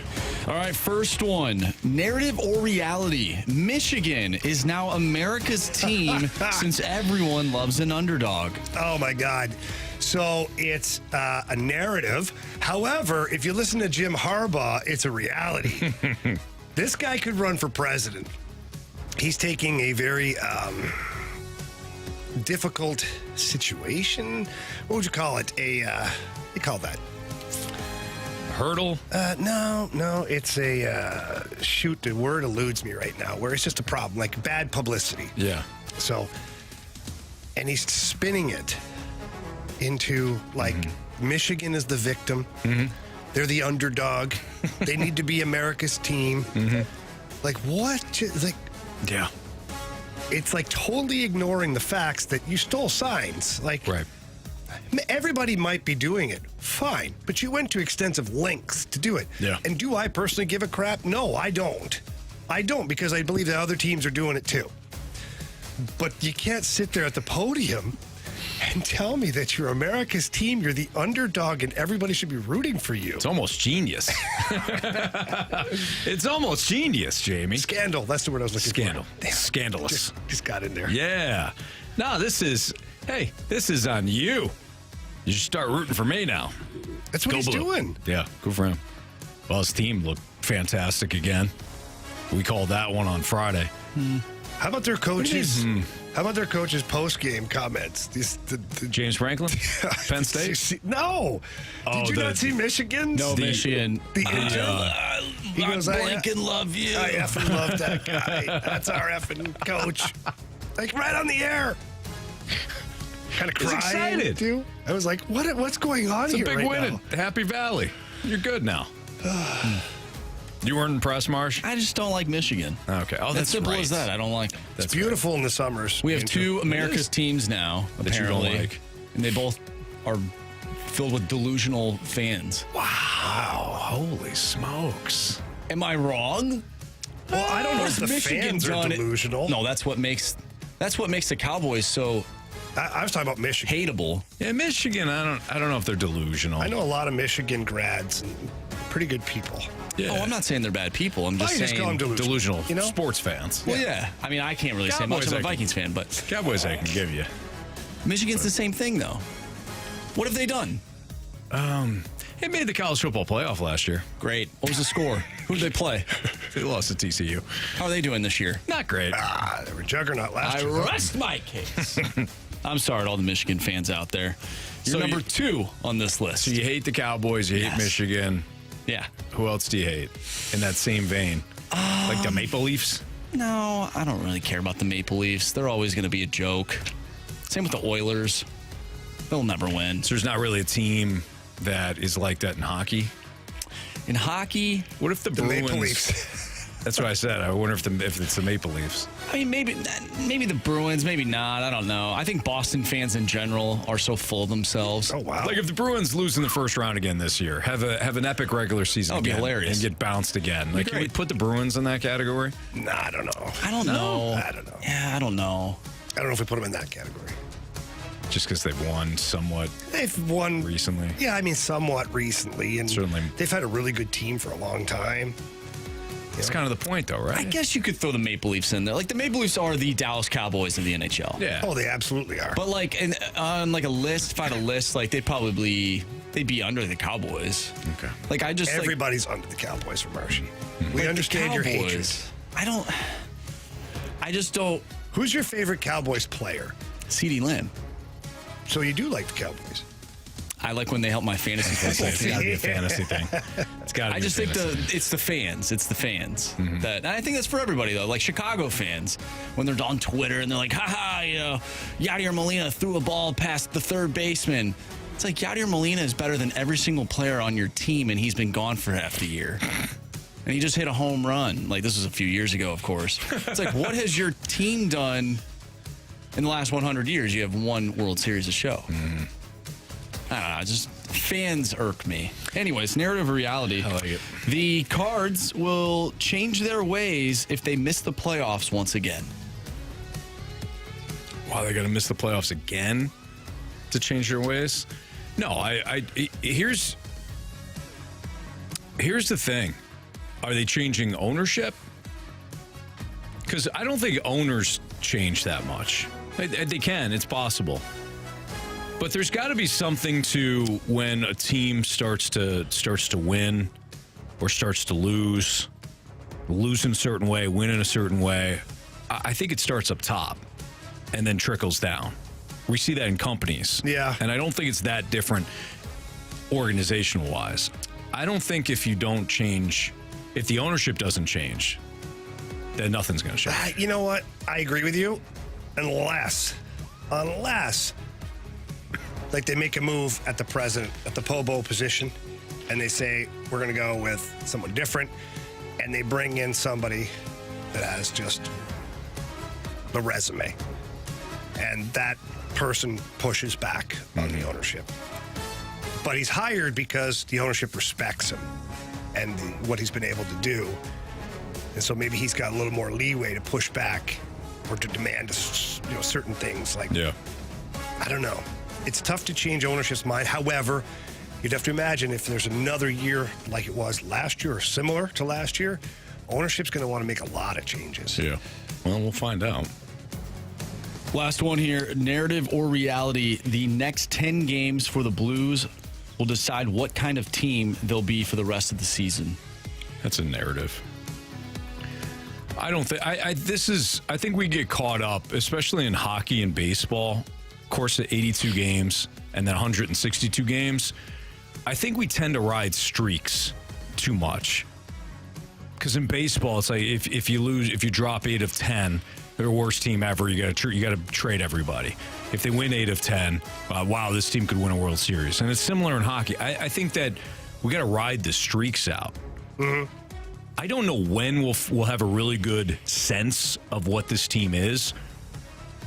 Jamie, maybe you have a better thought on that. But let's go to Mizzou for example.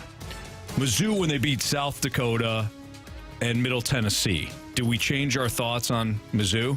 No. Even when they beat Kansas State, did we say we know what we know what Mizzou is? I didn't. Maybe somebody else had a better eye for it, but I didn't.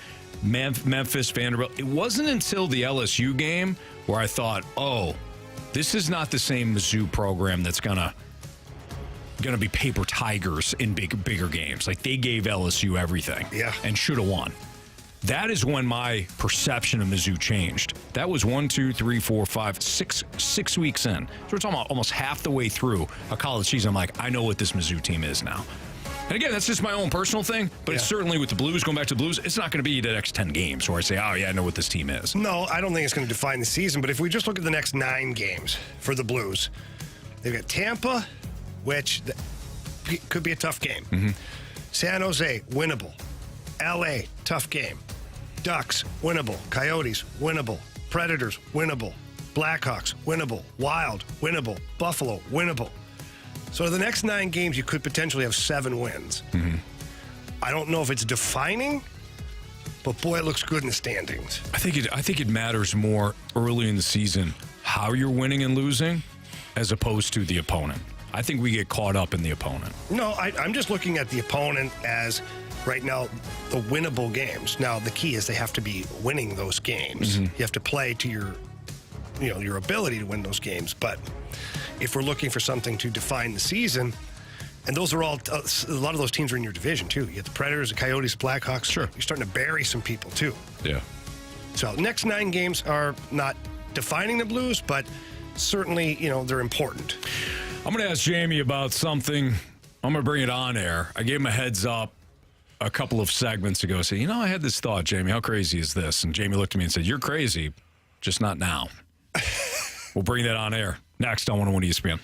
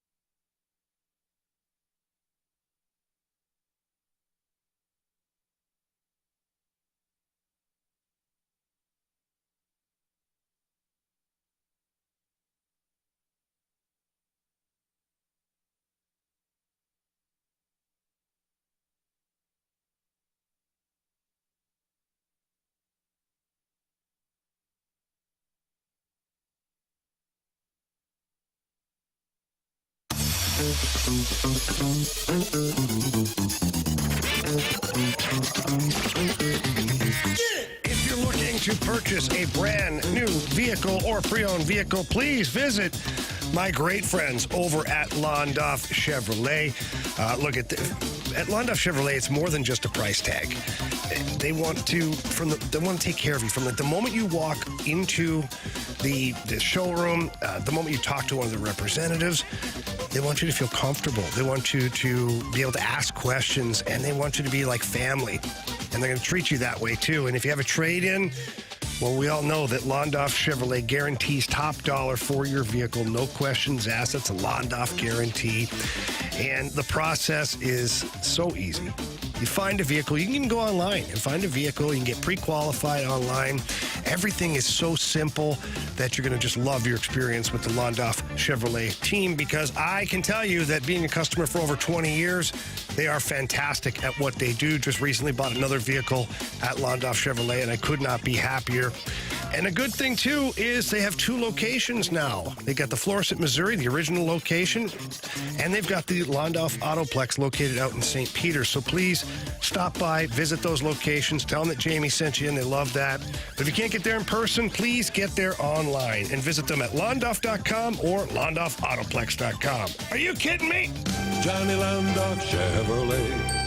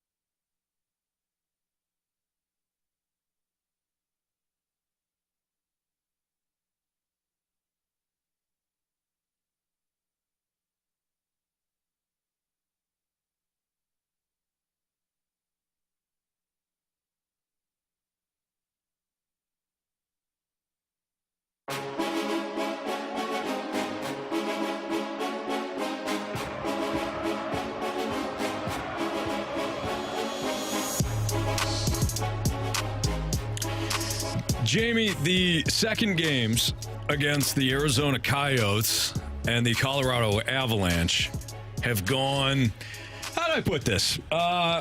Much better than the previous games. Yes. Is there anything to that? Yeah. When you get waxed, you kind of hold that in your memory bank a little bit.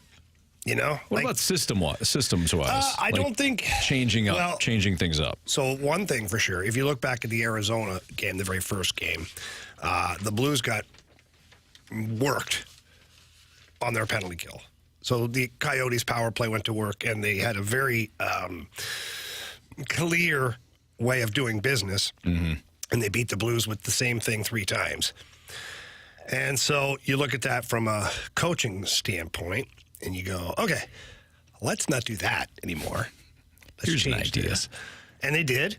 And the second go-around was obviously much more successful. But there is a certain amount of anger that you keep, inside, because you don't like to ever get shown up by a team. And each team that you play, a lot of times there's more to the story.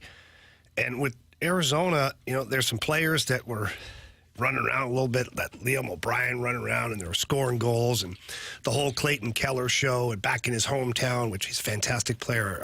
Clayton Keller's an awesome dude. Yeah. But it's always a little bit of a pain in the butt to hear the talk about it or to read the headlines of, like, hometown boy crushes Blues. You're like, okay, really? I don't really like that feeling. Let's try and change that next time. And then with the Avs, it just goes back, the last handful of years, this is a rivalry that's kind of been in the making. And certainly the tip of the iceberg is Kadri running into Binnington, injuring his knee, and then the water bottle being thrown at Kadri during an interview and all. Like, it has been hyped up a little bit. And then you go into Colorado, you play a so-so first period, a really good second period, and then you make 2 mistakes in the third and it costs you. Yeah. It's hard to stomach that. When you hate an opponent, as far as, on the ice, when you hate the opponent that you're playing against and you give up 2 goals or lose like that, it wears on you. So then getting a shot at these guys again in rather quick fashion, that's like the best thing for you. And the Blues didn't take the easy path against the Coyotes. We know they went 0 for 7 on the power play. If they score 1 goal, at least it's a 2-goal win. Like, you're not hanging on for life at the end of that one. Yeah. But they made it dramatic. Whenever they came out with a big win, a gutsy effort, and, and then the Colorado game, that was good right away. Now, you established your game early. You got a big push by the Avalanche. You got great goaltending by Jordan Binnington. Then your special teams went to work, scored some goals in the penalty kill, got some power play goals, got some guys that are off the schneid. So, yeah, there is something to it, and it's not necessarily systems-based, because otherwise you'd be changing your systems every game. Yeah, you can't really do that, right? You can't do that. You got to become a creature of habit to where, people talked about the Blues system overall, and it usually does take, 8 to 12 games to kind of, like, figure out how you're going to play your system comfortably. And if you look at the Blues, I believe it was game number 9 was against the New Jersey Devils. And things changed there for the Blues, because the narrative was like, this defensive system, you'll never score. How can you score if you're just defending all the time? Well, since the New Jersey Devils game, the Blues are the highest scoring team in the NHL. Now, I know they have the 8 goals against Colorado, but that was Colorado.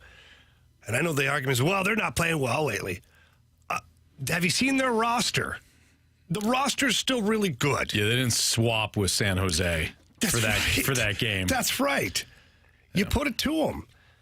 So for me, it's just, guys remembering certain things. And there are certain aspects of the game where you do change a couple of strategies. Maybe on face-offs, you notice the other team doing something a little more regularly.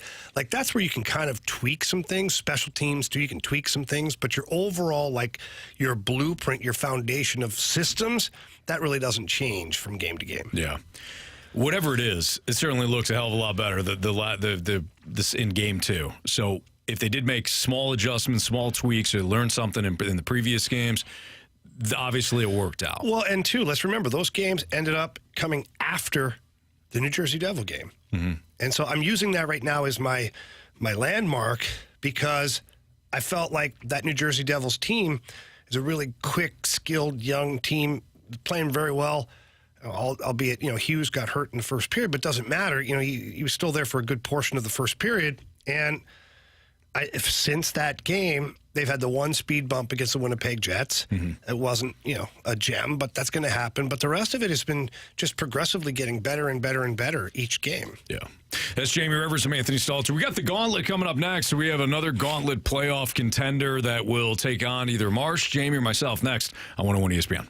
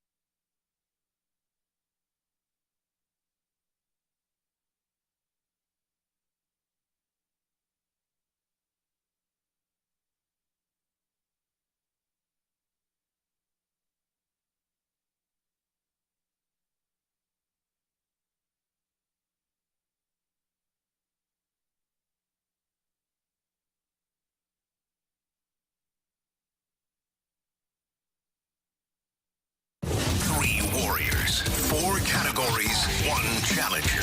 Can you master the gauntlet?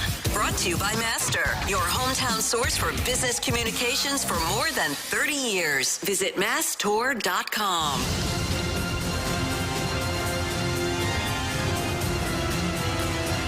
All right, time for the Gauntlet here in the Fast Lane on 101 ESPN 402. Your time check is brought to you by Clarkson Jewelers, an officially licensed Rolex jeweler. It is the Gauntlet Playoffs this week here in the Fast Lane, or actually for the next couple of weeks. And our latest champion to return is Fred. What's up, Fred? Just living the dream. Good stuff, Fred. So who did you beat to win your trophy? The final person I beat was BT, actually. Ah, okay. All right. Good stuff. Damn it, Brad. Brad. That's why he's off this show. I'll tell you that much. All right, Fred. So this is how this is going to work. We're changing things up a little bit for the playoffs. You have your choice. You can either choose your opponent and let the wheel choose the category, or you can choose the category and have the wheel choose your opponent. The caveat is, whatever you choose, if you advance, you have to stick with that side. If you choose your category and it's baseball, for example, you can't do baseball again. So it's a unique gauntlet for the playoffs. I will definitely pick my category. Okay. What category would you like to choose? Is it baseball, hockey, random? Is that baseball, hockey, random, or football? Let's go football. Okay, so you're choosing football, so we know the category is football. Now, let's have Marsh spin the wheel to find out who your opponent is today. Go ahead, Fred. Tell Marsh to spin that wheel. Spin that wheel, Marsh. Here we go. So far, Marsh has played, I think, 3 times now? Marsh 3 times so Marsh far. has played 3 times. Jamie played once? I think once, yeah. Ooh. Jamie has played, he's going to play twice. Make that twice. So, Jamie, the wheel chose Jamie today in foosball. I love football. I know you do, buddy. I know you do. All right, get out of here. Go to the Cone of Silence. We're going to talk to Fred first. All right, good luck, Fred. Thanks. All right, so Fred, you know he's supposed to say good luck back. Come on, Fred. He's getting in your head now. Yeah. All right, Marsh, you got the launch codes? Here we go. So, Fred, as you know, you're going to get 4 football questions today. Jamie's going to get the same 4 football questions. If you need the options, no problem, but those questions become worth 1 point instead of 2. Fred, are you ready? Oh, yeah. Question number 1. Which running back leads the NFL in rushing touchdowns this season with 11? Which running back in the NFL leads the league in rushing touchdowns with 11? Let's go Christian McCaffrey. Final answer? Yes. Question number 2. Currently in the AP Top 25, who is the highest-ranked college football team that isn't undefeated or undefeated, as Anthony likes to say? Let's see. Alabama's got a loss. Texas beat Alabama, and they only got 1 loss. Let's go Texas. Final answer? Yes. All right, Fred, question 3. Who is the only player to ever win the Heisman Trophy twice? Oh, my God. It's not Herschel Walker. Or is it Herschel Walker? He's going to be one of the options. I'm confident of that. Let's just, can I have the options? Sure. And good thing you asked, because Herschel Walker's not an option. Well, here's your options. Matt Leinart, Bo Jackson, Archie Griffin.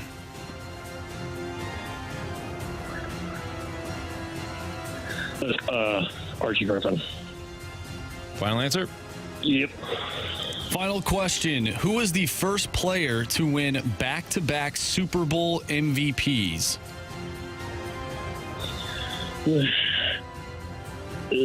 Back-to-back. John Elway comes to mind. Can I have the options, please?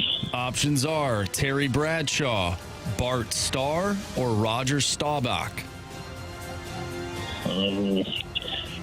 Let's go Roger. Final answer? Yeah, I don't think Terry was slinging all over the place, so let's go Roger. All right. Well, welcome back, Jamie from the Cone of Silence. Fred, how you feeling? You know, about 50-50, I suppose. Okay. All right. Well, let's see how Jamie's feeling today. He's on the hop, that's for sure. Got his Let's red go, baby. dirt cheap. Yeah, fun. Yeah, polo on. He's ready to go. Yeah. Please visit any dirt cheap location. Download the app today. Tell them Jamie Rivers sent you. There you go. All right, Jamie. As you know, category is football. Are you ready? No. Okay. I need my pen. Here we go. Question number 1. Which running back leads the NFL in rushing touchdowns this season with 11? Wow. 7. 11. 11. That helps me. Options, please. 7-11. Open all the time. Raheem Mostert, Christian McCaffrey, Gus Edwards.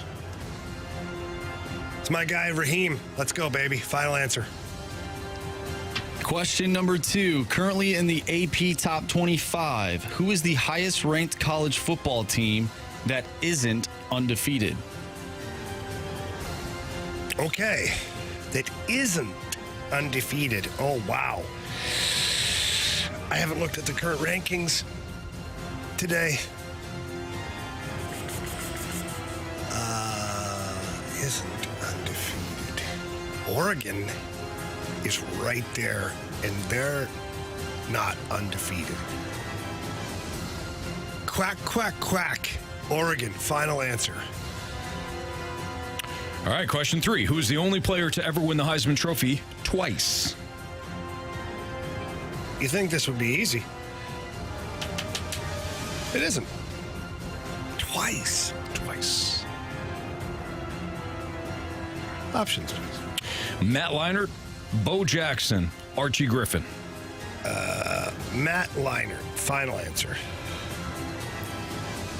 Final question. Who was the first player to win back-to-back Super Bowl MVPs?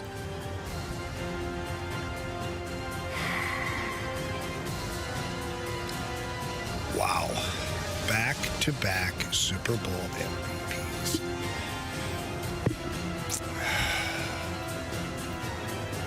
Options, please.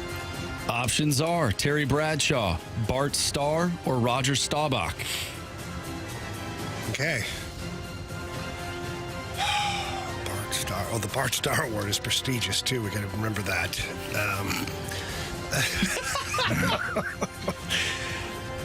Roger Staubach, Terry Bradshaw. Oh, my God. Terry Bradshaw won a whole bunch of them. You'd think the odds would be there. I'll go with our guy, Terry Bradshaw. Final answer. All right, let's go through these. Fred back for his return.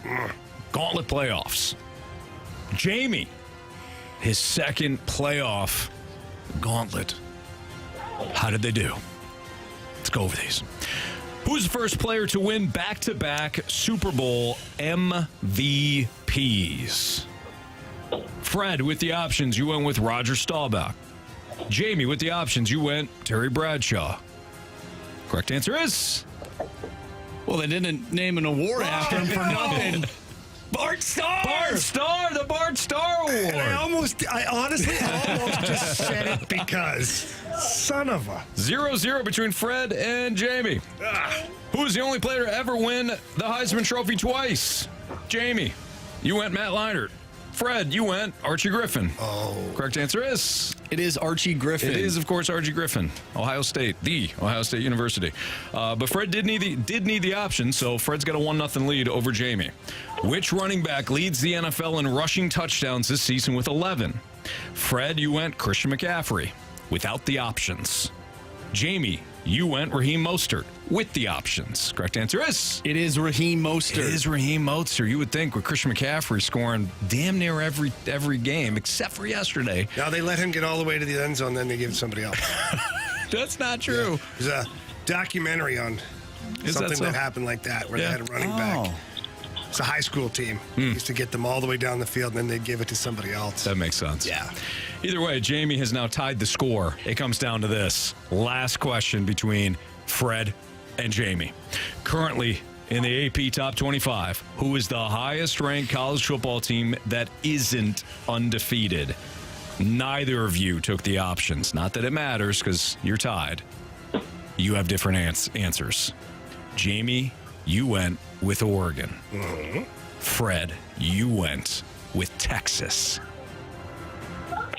If it's Texas, Fred wins. If it's Oregon, Jamie wins. If it's the other option, which is Alabama, then we have a walk-off.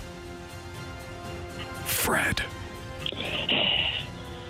You have chosen poorly.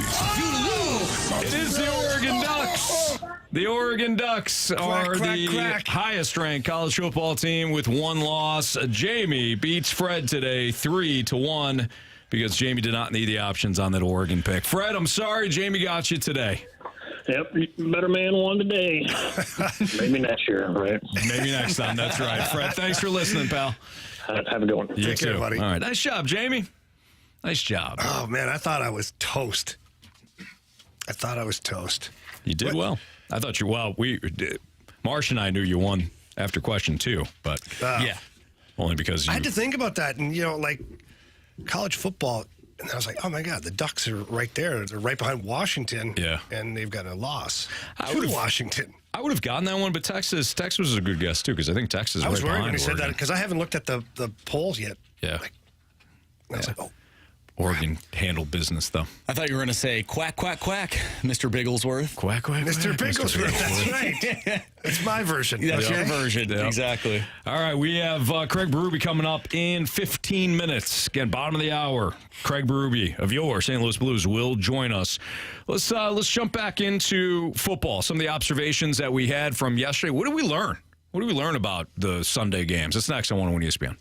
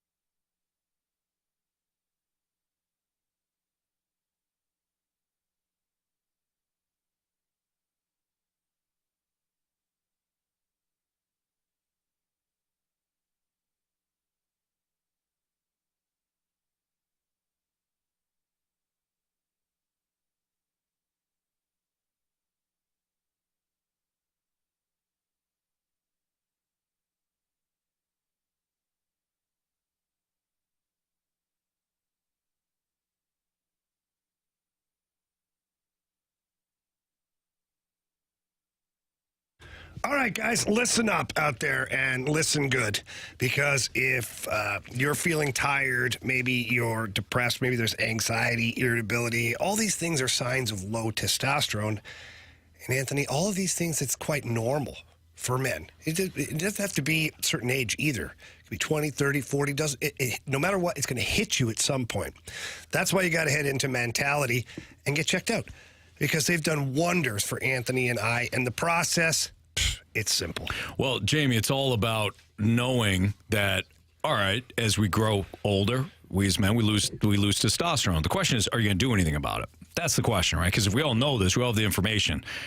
Are you going to continue to feel run down? Are you going to continue to feel fatigued? Are you going to continue to reach for the coffee and the energy drinks and all that stuff, trying to produce this energy that's not going to last? Are you going to feel good about yourself again? Then head down to Mentality, because as Jamie said, the process is simple. You sit down with them, you tell them how you're feeling. They got some questions for you, very basic questions, and they'll run you through it, and then they'll test you. And if you're like Jamie and I, you realize you're low on testosterone. Okay, well, what can we do about it? You jump on their program, and then after a while, Jamie, you start to feel great. You start working out again. You start feeling motivated. You start feeling like, you know what? I'm 10, 20 years younger. Yeah, it feels amazing. So what do you want to do? Yeah, you want to continue to feel bad, or do you want to feel great? What you don't want to do is procrastinate any longer.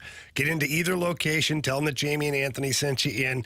And if you can't get there in person, please visit them online at lowtusa.com. Again, that's lowtusa.com.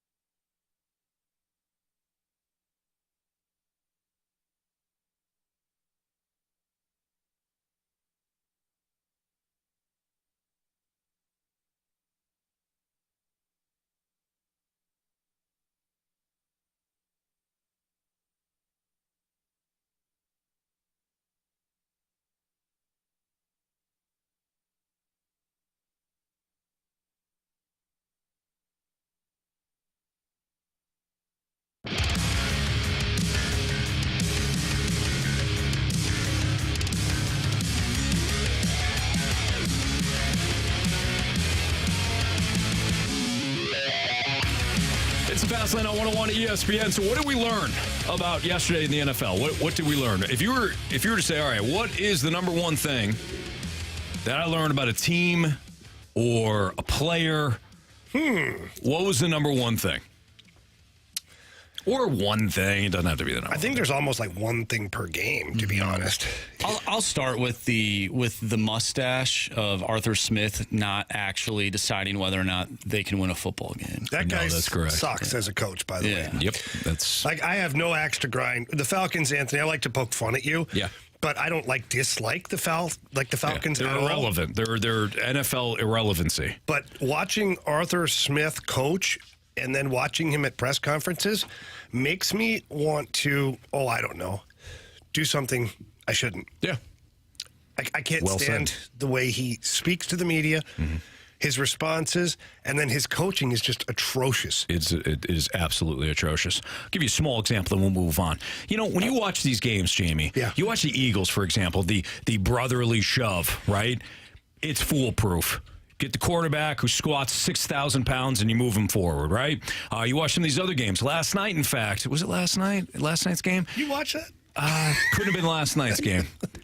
No, it was. It was the Raiders. They lined up as they were going to do the tush push. Instead, they had like an end around built into it, so everybody's jam packed. They go Eagles opposite. Did. Did you not see that a couple weeks ago? Okay, so the Raiders stole it from the Eagles because everybody thought for sure the tush push was coming. Yeah, and they lined up, and then they had one guy just flank out. There you go. So the Raiders did that same play. Actually, it wasn't a pass. It was an end around. Either way, you see some imagination, right? This is what the Falcons did. Artie Smith. He had Desmond Ridder line up under center. Didn't do anything but a QB sneak. You know what Desmond Ridder did, right? He fell. 4th and 1. Key moment in the game. He fell. He slipped.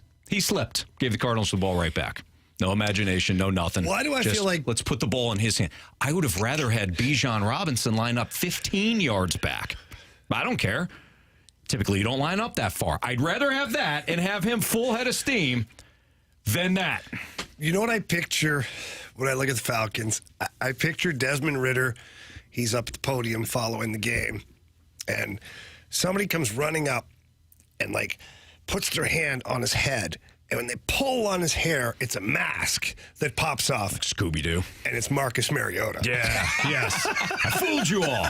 I never left. And I would have gotten away with it, too. It wasn't for you pesky kids. That's awesome. All right, let's move on here. Let's talk about meaningful games. We talked a little bit about the Texans and the Bengals, right? I'm serious. Wait, can we go a non-meaningful game for a second? What do you want? I have to vent. Hey, Which one? Bill Belichick. Oh my gosh, dude! What in the blank are we doing? I had Bill's back. Kerry Davis, Super Bowl champion, tells me that Bill Belichick should be on the hot seat. Yeah. And I said, you're crazy. We had a heated discussion. I stood in there and I dug my heels in for you, Bill. And not only do you just not really fix your quarterback position, because I know you can't. These are the two guys you're given, right? Mm-hmm. But he goes for Mac Jones for the entire game until the very most important drive of the game, and then I'm going to throw in a guy who hasn't played. Mm-hmm. Hey, Bill, what did you think was going to happen? What do you think was going to... And then Bailey Zappi's like, you should have zigged when you zagged. He's giving that one. Well, nobody even knows who you are, buddy. You haven't taken first-team reps in how long? A year. It's Bill's fault. Well, it's not Bailey Zappi's fault. Earlier this year, It's Bill's fault. Yeah. Who the hell does that, Anthony? Tell me why Bill Belichick would do that. Because he watched Mac Jones throw an interception inside the red zone. And so you're going to go to you're going to QB2. You're going to Mac Jones light. In the 2-minute drill. Right? Yeah. You're going to Mac Jones light. Unbelievable. I think it's ironic that Mac Jones threw a horrible pick in the red zone. Bill says, I've seen enough. He goes to Mac Jones light, who throws an interception. That seems terrible. Absolutely terrible. I was in disbelief when I saw it. So I'm sorry. I had to vent. No, you're fine, man. You're fine. I think what we learned with Marshy's Vikings is that they're a playoff team. And I think we also learned that the Saints, if they're losing, Derek Carr is going to get injured. Do you notice that? So bad. Do you notice that? He does that one. Ooh, my arm. When they're losing, I know it's a legit injury. I'm sure it is. He got smoked. I'm sure it's a great hit. Here's the thing about Derek Carr. Great hit. Don't you feel like when the Saints are down by double digits, he's like, I'm out. I'm out of here. He's no fool. No. Can I be honest, though, for a second? When Jameis Winston came in, you were a little nervous? I was a little nervous. They started to come back, and then I realized it's famous Jameis. It was 27-3. Yeah. And I was like, I don't need this to happen. Yeah. It has happened. It has happened before. Yeah, I can't remember. To be exact. Is it worse? Yeah, I can't remember what game that was, but so what we learned: Vikings are wild card team. No, we don't need it. Listen, I don't remember what it is. I don't want to Google it right now. We're in the middle of a show. I can't remember what game it was. So we'll move forward. For time purposes, Anthony, you're right. We'll just keep it moving. Hey, don't count them out of the division for the division lead. There you go. Don't count them out. Anybody surprised? I wasn't necessarily surprised. I thought that Lions-Chargers game was highly entertaining. I am a little surprised that the Chargers were able to move the ball as effectively on the Lions. Though. It is, but they're very one-dimensional.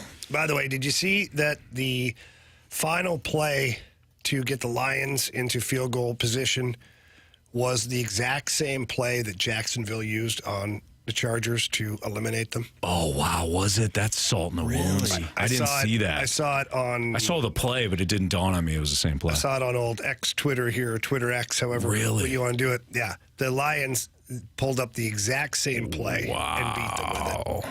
And I also saw something else, sir. I wish I could find it now, but it had that Brandon Staley, defensive coach, allowed like 475 yards again on his team. Well, hey, here's I'm just thinking off the top of my head. Yeah. Do you remember week 1 when Brandon Staley said, I've heard of Tyreek Hill, but I don't think we need to really game plan for him. And Tyreek Hill went off. Here it is. It says, defensive guru Brandon Staley's team gave up over 475 yards for the fourth time this season. Here's an idea. Know where Amon-Ra St. Brown's going to be lined up. It's typically the slot. In fact, it's always the slot. Try to get some defenders around him. He had a career-high 156 yards and 8 touchdowns. And if anybody saw the game, he was wide-ass open on all those 8 catches. You would think that a defensive guru like Brandon Staley might want to know where that guy's lined up. Nah. That's bad. Well, it helps the Lions that David Montgomery's healthy. He looked good yesterday. 75-yard run for a tutty.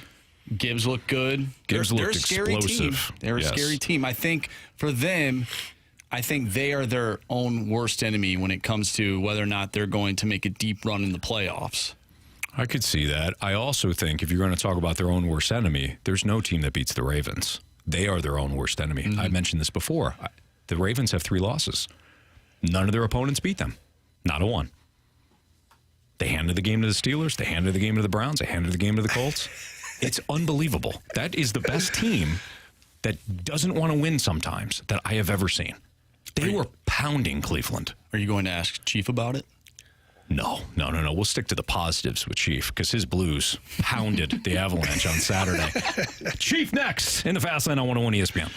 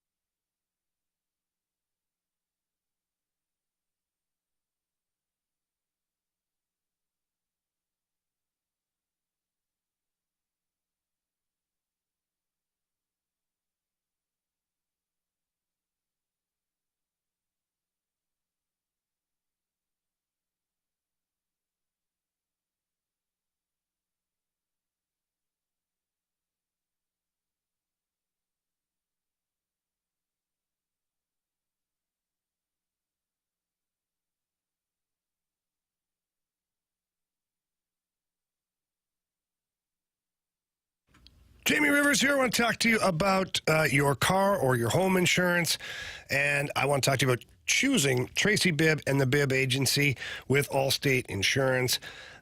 With the Bibb Agency, you're getting personal attention from your agent, and talk about this all the time, that my last insurance agent was a 1-800 number. I say it like that because I didn't know who it was.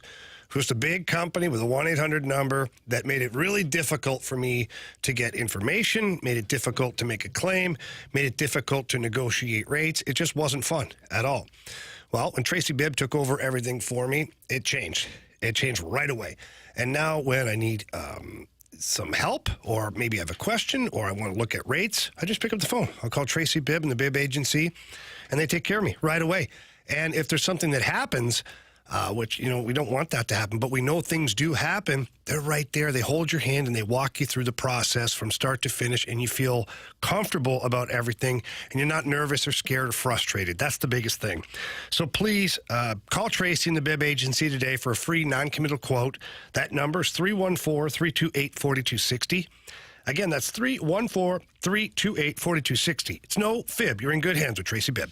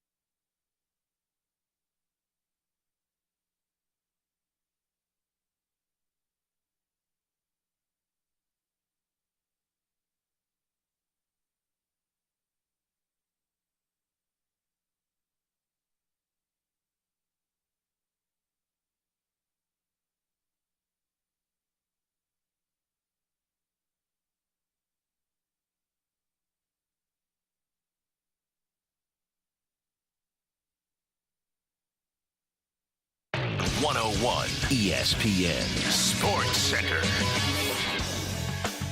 I'm Andrew Marsh. It's time for a Sports Center update driven by Johnny Londoff Chevrolet and Johnny Londoff Autoplex. The Blues defeated the Avalanche over the weekend by a final score of 8-2.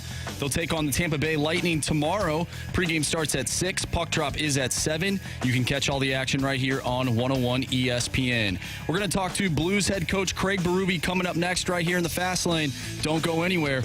I'm Andrew Marsh, and this Sports Center update is driven by Johnny Londoff. Find new roads and shop 24/7 at londoff.com and londoffautoplex.com. Are you kidding me?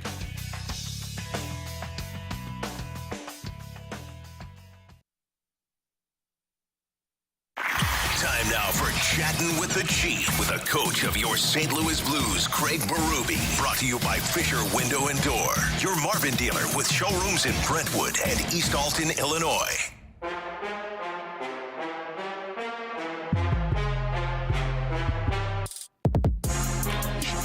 It's the Fast Lane on 101 ESPN. Let's head to our 101 ESPN Celebrity Line. We're joined by the head coach of your St. Louis Blues, Craig Berube. Blues coming off the Impressive 8-2 victory over the Avalanche. Chief, how you doing today? Hey, good. How are you guys? We're doing great. We love watching you guys play on Saturday. I'm sure that was great for your players as well. The power play, let's start there. What has been different about the power play over the last couple of games compared to early on where that unit was struggling? Well, I'd say, last game, we scored a couple, which is, what we want to do. But, I think they moved better. The flow was better. There's still things that, it's going to take time. We got to keep working on it, and it's still, lots to improve upon. But, it was a big goal. That goal coming out in the third period, I thought it really, that goal really helped us seal the win there right away and give us some confidence going in that third period, even though we were up. We didn't want to sit back in that third period. We wanted to get after them, and that's what the PP did, and they set the tone, I thought, for the third period. Coach, you guys had a couple of good starts here recently, right away in the first period. Specifically against the Avs on Saturday, it looked like you guys were making a real conscious effort to manage the puck real well and get out on the forecheck. Is that something you guys are looking to do? Oh, definitely. I think we want to. Our mindset is the first 10 minutes, get it deep, put it behind them, and go to work. And just even if you might think you got a play to make, put it in, go to work. Put it in, go to work. Sets us up, gets us involved in a game. I think it puts the other team on their heels right away, and it's been successful, so why stop? You guys get the first goal against the Avs on Saturday night, which was great. I know you guys like playing with the lead. But following that, the Avs, they came back with a really big push offensively, but Jordan Binnington was there to stand tall for you guys. What do you think of Binner's performance on Saturday? Yeah, it was real good. I thought you're right. They made a push. They had some opportunities. Power play. They got a power play or two and had some opportunities, but Binner was really solid, making those saves, which, it really, gives us momentum. Coach, how important is it for you guys to have a great 1-2 tandem like you do right now currently in Binnington and Hofer? They're both playing very well. They both seem to be, there's good chemistry there, good teammates, obviously. What does that do for your group? Well, it's huge, and I think, you're not wearing down one goalie. There's so many games. You look at all the games here coming up, and, every month from now on, it's just packed with games. So you have that combination, your goalies stay fresh and rested.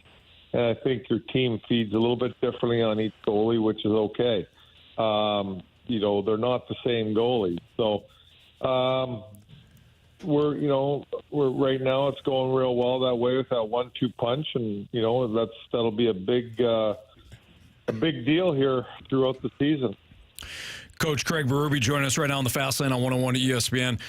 Chief, Colton Parayko, shorthanded assists, 3 block shots, 2 hits, 2 shots on goal, +2 rating, helped out on Pavel Buchnevich's 2 of the 3 goals for him. Has there been a time since you became head coach that Colton Parayko has, I know he's played well before, but has he played this well for you? Yeah, he has before. It's, last year was a down year for him. I think you look at the year before that, he was pretty darn good again. Year we won the cup. He's had some real good seasons, obviously. But he's having another one right now. He's doing so many good things out there. And it's like you don't have to look on the score sheet to see the points, because that's not where it's about with him. It's about the defending part, killing plays, penalty kill, all that kind of stuff that he's doing. He's on his toes every shift and skating extremely well right now, and really doing a good job with reading plays and killing plays for me. Coach, shots on goal are up for you guys, attempts specifically. Why is that? What did you guys change, if you've changed anything at all? Not a lot change-wise. We did some different, talking about some different looks in the offensive zone and what we could do a little bit better, and I think that we're doing that. But, one, we're hitting the net a lot more in our shots, which is key. And puck recoveries and, getting the puck back off shots. And then, getting another shot again from making a play or low to high to the D. Our D are looking to shoot a lot more, which really helps a lot because, they're getting it through on net. Now there's a rebound. Maybe we get an opportunity off a rebound, but it's those puck recoveries. And, then we're extending our ozone time. Coach, Pavel Buchnevich, he posted a hat trick on Saturday night, 6 shots. I mean, when he has played, boy, he has been remarkable. But he hadn't scored since October 24th. How good is it to have a happy Pavel Buchnevich around the locker room as opposed to one that's ready to stab somebody? Well, it's a little bit better, but I don't want him to get too happy. So, I want him to be motivated again tomorrow and have a little, mean juice in him tomorrow for the game. Sir. But no, it was great to see him get a hat trick. Like I said, he's worked really hard and he's had opportunities. They just haven't went in, But, he's doing all the little things for me, like Shen's goal, he's screening the goalie on the power play. His defensive play has been outstanding. His penalty killing.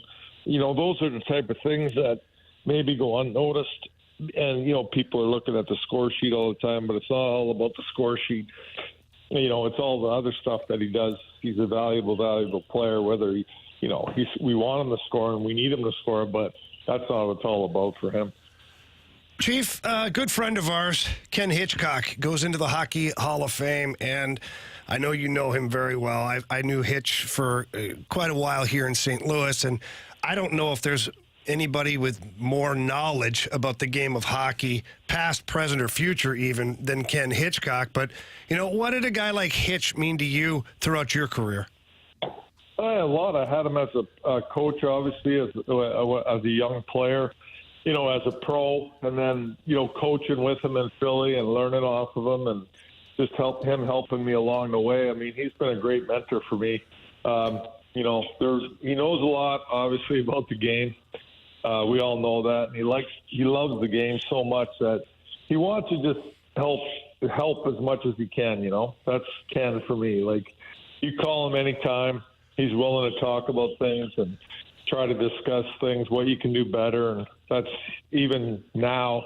I talk to him all the time, and it's, nothing but great information. And so he's been unbelievable for my career as a player and a coach. And, he's just a well-deserving Hall of Fame. Now, I know this about Hitch. He can get running downhill sometimes talking about hockey, and you may not get the mic back for about 10 to 12 minutes. When he calls, Chief, are you looking at the phone wondering, do I have the energy right now? Well, if I don't pick up because I don't feel like it, he calls back right away again. Or he calls one of the other coaches and says, give him the phone. Yeah, I might as well get it out of the way. That's awesome, Coach. So when I answer, hey, Hitch, how's it going? He goes, how's the troops? He can't help himself. He's such a history buff. He loves it so much, man. Unreal. Hey, Chief, one last thing before we let you go. Congratulations on 200 wins, man. Appreciate it, guys. No, seriously, though. Look, I played against you as a player, and I had nothing but respect for you as a player. And the amount of time that you were able to carve out an NHL career and then now post-career and getting 200 wins, it's a great accomplishment, man. Congratulations. Yeah, I appreciate it, guys. Thanks. It means a lot. Thank you. We know talking to us means even more, so we appreciate you, Chief. Thank you so much. Hey, guys, anytime. All right. Thanks, Coach. See you. See you, boys. See you. That's Craig Berube here in the Fast Lane on 101 ESPN. Why you got to do that? What do you mean? At the end, you always got to do that. Well, like he digs at you, so I got to dig at him. Yeah, that's what you got my back. Plus, watch out, Berube. I got Stalter. Yeah. Plus, he's not here, so. And then all of a sudden, Jamie, you got me? Cue the music, his entrance song. I'm imagining one of these days going to kick the door open. Yeah. And, do I catch you? Yeah, I got you. Throw a chair at him or something to get out of here. I throw you in front. I got you. No, it's great stuff. And I feel like, Jamie, you mentioned this. We always get something that I feel like others don't. when you saw it in the media. He's always great. He's great to the media. But he is unbelievable. I feel like he's opened up because of your relationship with him, which I appreciate, and I know our listeners do too. Yeah, look, I appreciate the relationship as well. He's fantastic. I've said this before, and look, now that I'm on the media side of things and seeing the daily routine that these head coaches, all of them have to go through, Craig Berube's always available. He never says no.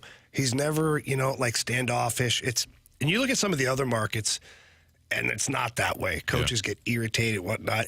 Chief has a very good understanding of, what comes with the job, and he has respect, too, for people who are doing their jobs. He may not always agree with what they're saying or what they're writing or what their opinions are, but he has respect that these people are there doing it. So he's great, man. He knows that we have a job to do. Yeah. All right, 314-399-9646. It's the Air Comfort Service tax line. If you got a question for us, send it there because we have our Sports Six-Pack next in the Fast Line.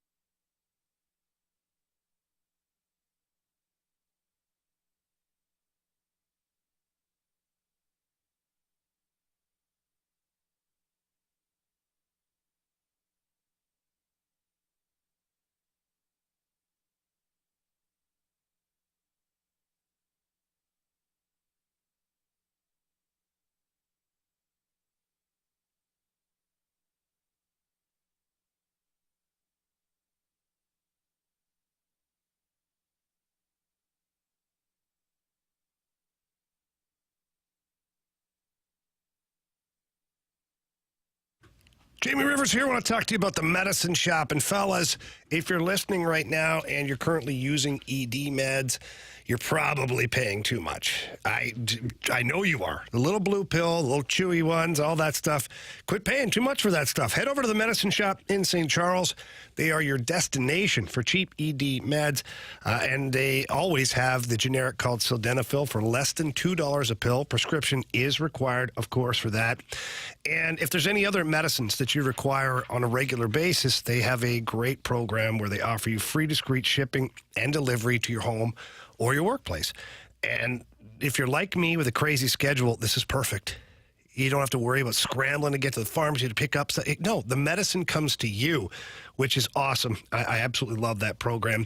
But if I have anything that I need that I'm not sure of, I head into the pharmacy. They got a great pharmacy. The staff is fantastic. When you walk in there, please tell them that Jamie sent you in. They're going to answer all of your questions, and they're always going to make sure that you leave there feeling good about your experience at the medicine shop in St. Charles. So please, again, get there in person. But if you can't, it's fine. You can get there online at stcharles.pharmacy. That's stcharles.pharmacy.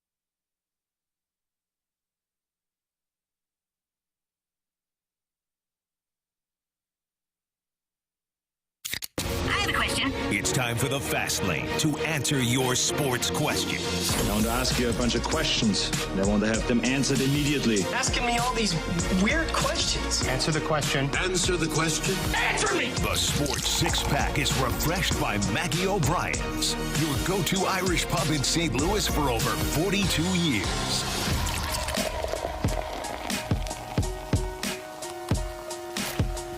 Time for the Sports Six-Pack in the Fast Lane on 101 ESPN. If you got a question for us, send it into the Air Comfort Service text line at 314-399-9646. With Jamie Rivers, I'm Anthony Stalter. Here's Andrew Marsh with your questions. Question number 1. This one is from the 636. Odd question, Jamie. Did you ever go to the Pee Wee Quebec tournament? My son is going for the Blues as a goalie. Curious about the experience. Oh, wow. Yes, I did go, and it's incredible. It is a once-in-a-lifetime experience. And, Anthony, for you and our listeners who don't know, it's the biggest youth hockey tournament in the world. Nice. It's in beautiful Quebec City. Marcia, you went. Yeah, I did. Yeah, so how about this? I'll talk about it from my perspective, and then Marshy, obviously, 20 years younger than me, he can talk about it from his perspective because how long the tournament's been going. But it was awesome. We got to go and stay with billet families. You know, there's a couple of teammates stay at a person's house, and it was fine for me. I spoke perfect French, right? So it was no big deal, but my teammate didn't. So it was like, it wasn't bad. It was kind of cool to kind of interact, and you get to go around town. You play a bunch of, we'll call them friendly games, too. We played one game that we played on an outdoor rink while we're up there. It was freezing cold, but as kids, we didn't care. It was awesome. He played at the time in the Quebec Colisée, which was be like Enterprise Center here. Yeah. But you play a game, and it's sold out. Oh, really? Sold out. For Pee Wee hockey? For Pee Wee hockey. That's awesome. They're like beer vendors going, like the whole thing. It was a massive eye-opener. I had such a great time. Marcia, you can speak to it now, like 20 years later, what did it look like? I mean, it's very similar. I also stayed with a billet family. We didn't play an outdoor game, but we played in terms of the friendlies, played in a mall. And when I think of a mall here, I think of like the Mills, right? Where the rink is in the mall. No, there was like a roller coaster like above us. Like, wow. There was like people, you would lean over the rail and the rink was just right there, smack dab in the middle of the rink. And then we also played at the Pepsi Colisée. And at the time, you know, the Nordiques were not there, but the Quebec Remparts were playing there.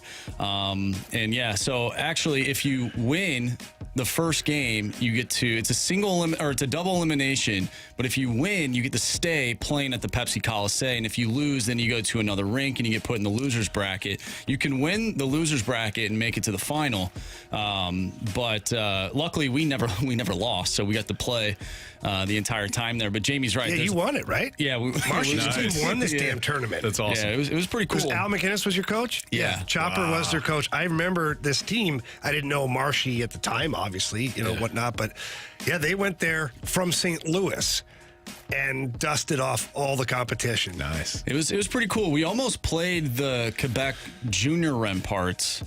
They lost in the semifinal, so I would imagine that the place would have been just absolutely electric if they would have made the final, but they ended up losing. But it was a really cool experience, and to our listener, like, enjoy it. Definitely go check out the Winter Carnival. Oh, yeah. If you went, the Bonhomme Carnival. Yeah. He's great, too. Great place to go, so I'm excited for, not only their family, but their child. You know what else is there? The Chez Dagobert, baby. I did not go to that place. I can't say anything about my parents, though. Who knows what they did? Yeah, well, Marsh, when you were tucked away, got the curfew, maybe the parents slipped out to dance to Chez Dagobert, Oh, Carolina. Another cool place is Winter Park. Level 3. Yes. Winter Park, super cool. They had go-karts on ice. Did they? Yeah. That's neat. It's pretty cool stuff, man. Question number 2. From the 636, we were talking about this earlier, about my hatred for the Cowboys. If you could eliminate one team's fan base, who would it be? Oh, I don't want to do that to anybody. That's tough. That sounds harsh. That's eliminating the fan base. Really tough. Boston. Define. No chance I'm eliminating them. I played there. Jamie? They're awesome. When you play there. If I may. No, you may not. I think this is a terrible question. It's we should not go down Boston. I'm not going down that road. You're welcome, the rest of America. Are we trying to be like sympathetic and be like, hey, listen, your 4 major sports have been awful for who knows how long. Like, we're just going to do you a service and just get rid of you. But wait, how are we getting rid of them? Like, they can't watch the games? Or are we, like, eliminating them as people? How about this? I don't know. Can we please be careful I don't know what the rules and regulations of we this do question are.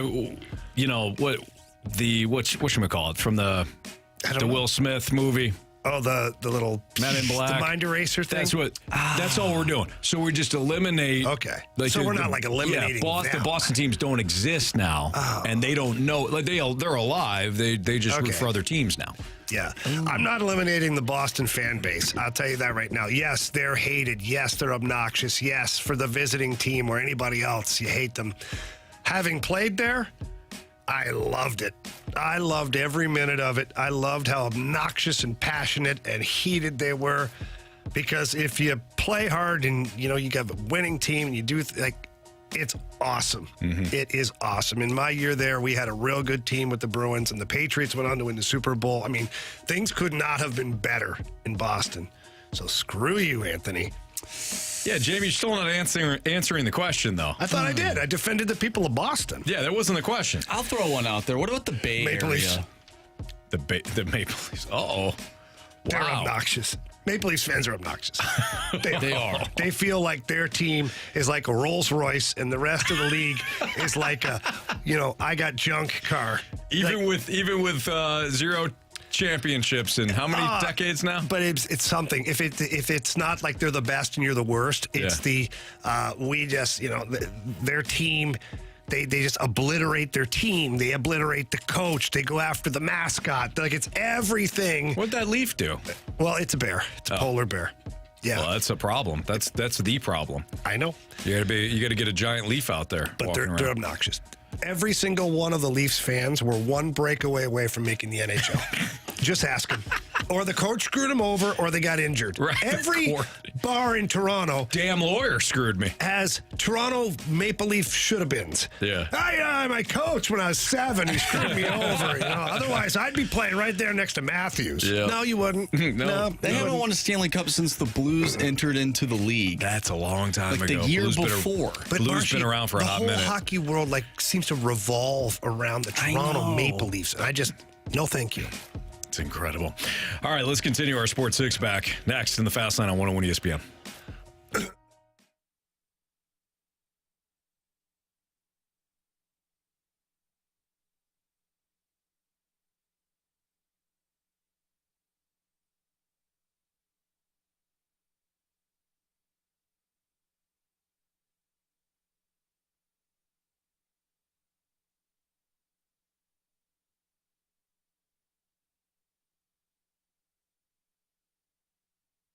Are you currently in the market to sell your home? Are you thinking about it and you're not sure? Or maybe you're thinking to yourself, oh man, the holidays are here. Maybe I shouldn't put my house on the market. Why are you even trying to answer these questions on your own? Don't. Trust the experts. And the expert is Gloria Liu with Your Home Sold Guaranteed Realty. Gloria understands the market at all times, and it's about price and about options, and about so many things that she can help you with. And one thing that I do love about Gloria is she already has the buyers.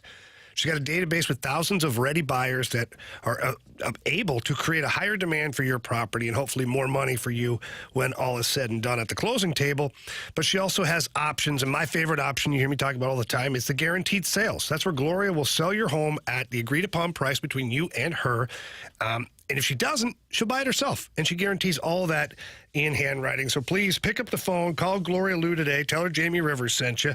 That number's 314-325-6888. Again, that's 314-325-6888. Or visit GloriaHasTheBuyers.com. Conditions do apply. Gloria and the seller must agree upon the sale price and possession date.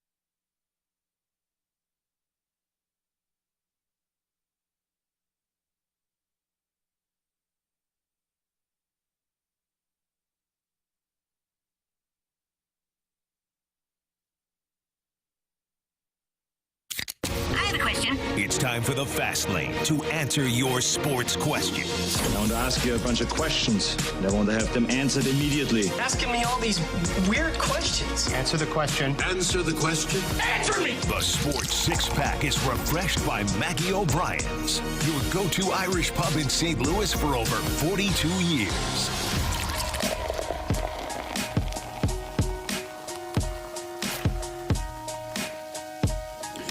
Your time check is brought to you by Clarkson Jewelers, an officially licensed Rolex jeweler with Jamie Rivers. I'm Anthony Stalter.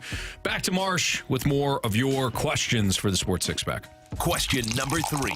Okay, from the 314, what does it mean when a team beats themselves like the Ravens? Is it fixable? What do you work on? Is that something that could get them in the playoffs? It definitely can get them in the playoffs, certainly. I don't know if it's a specific thing. Maybe, Jamie, you can attest to this. So, like, when you have a really good team, like the Red Wings, for example, when you played on the Wings teams or some of the other good teams that you played on in your NHL career, and you knew you were beating yourself, was it a concentration thing?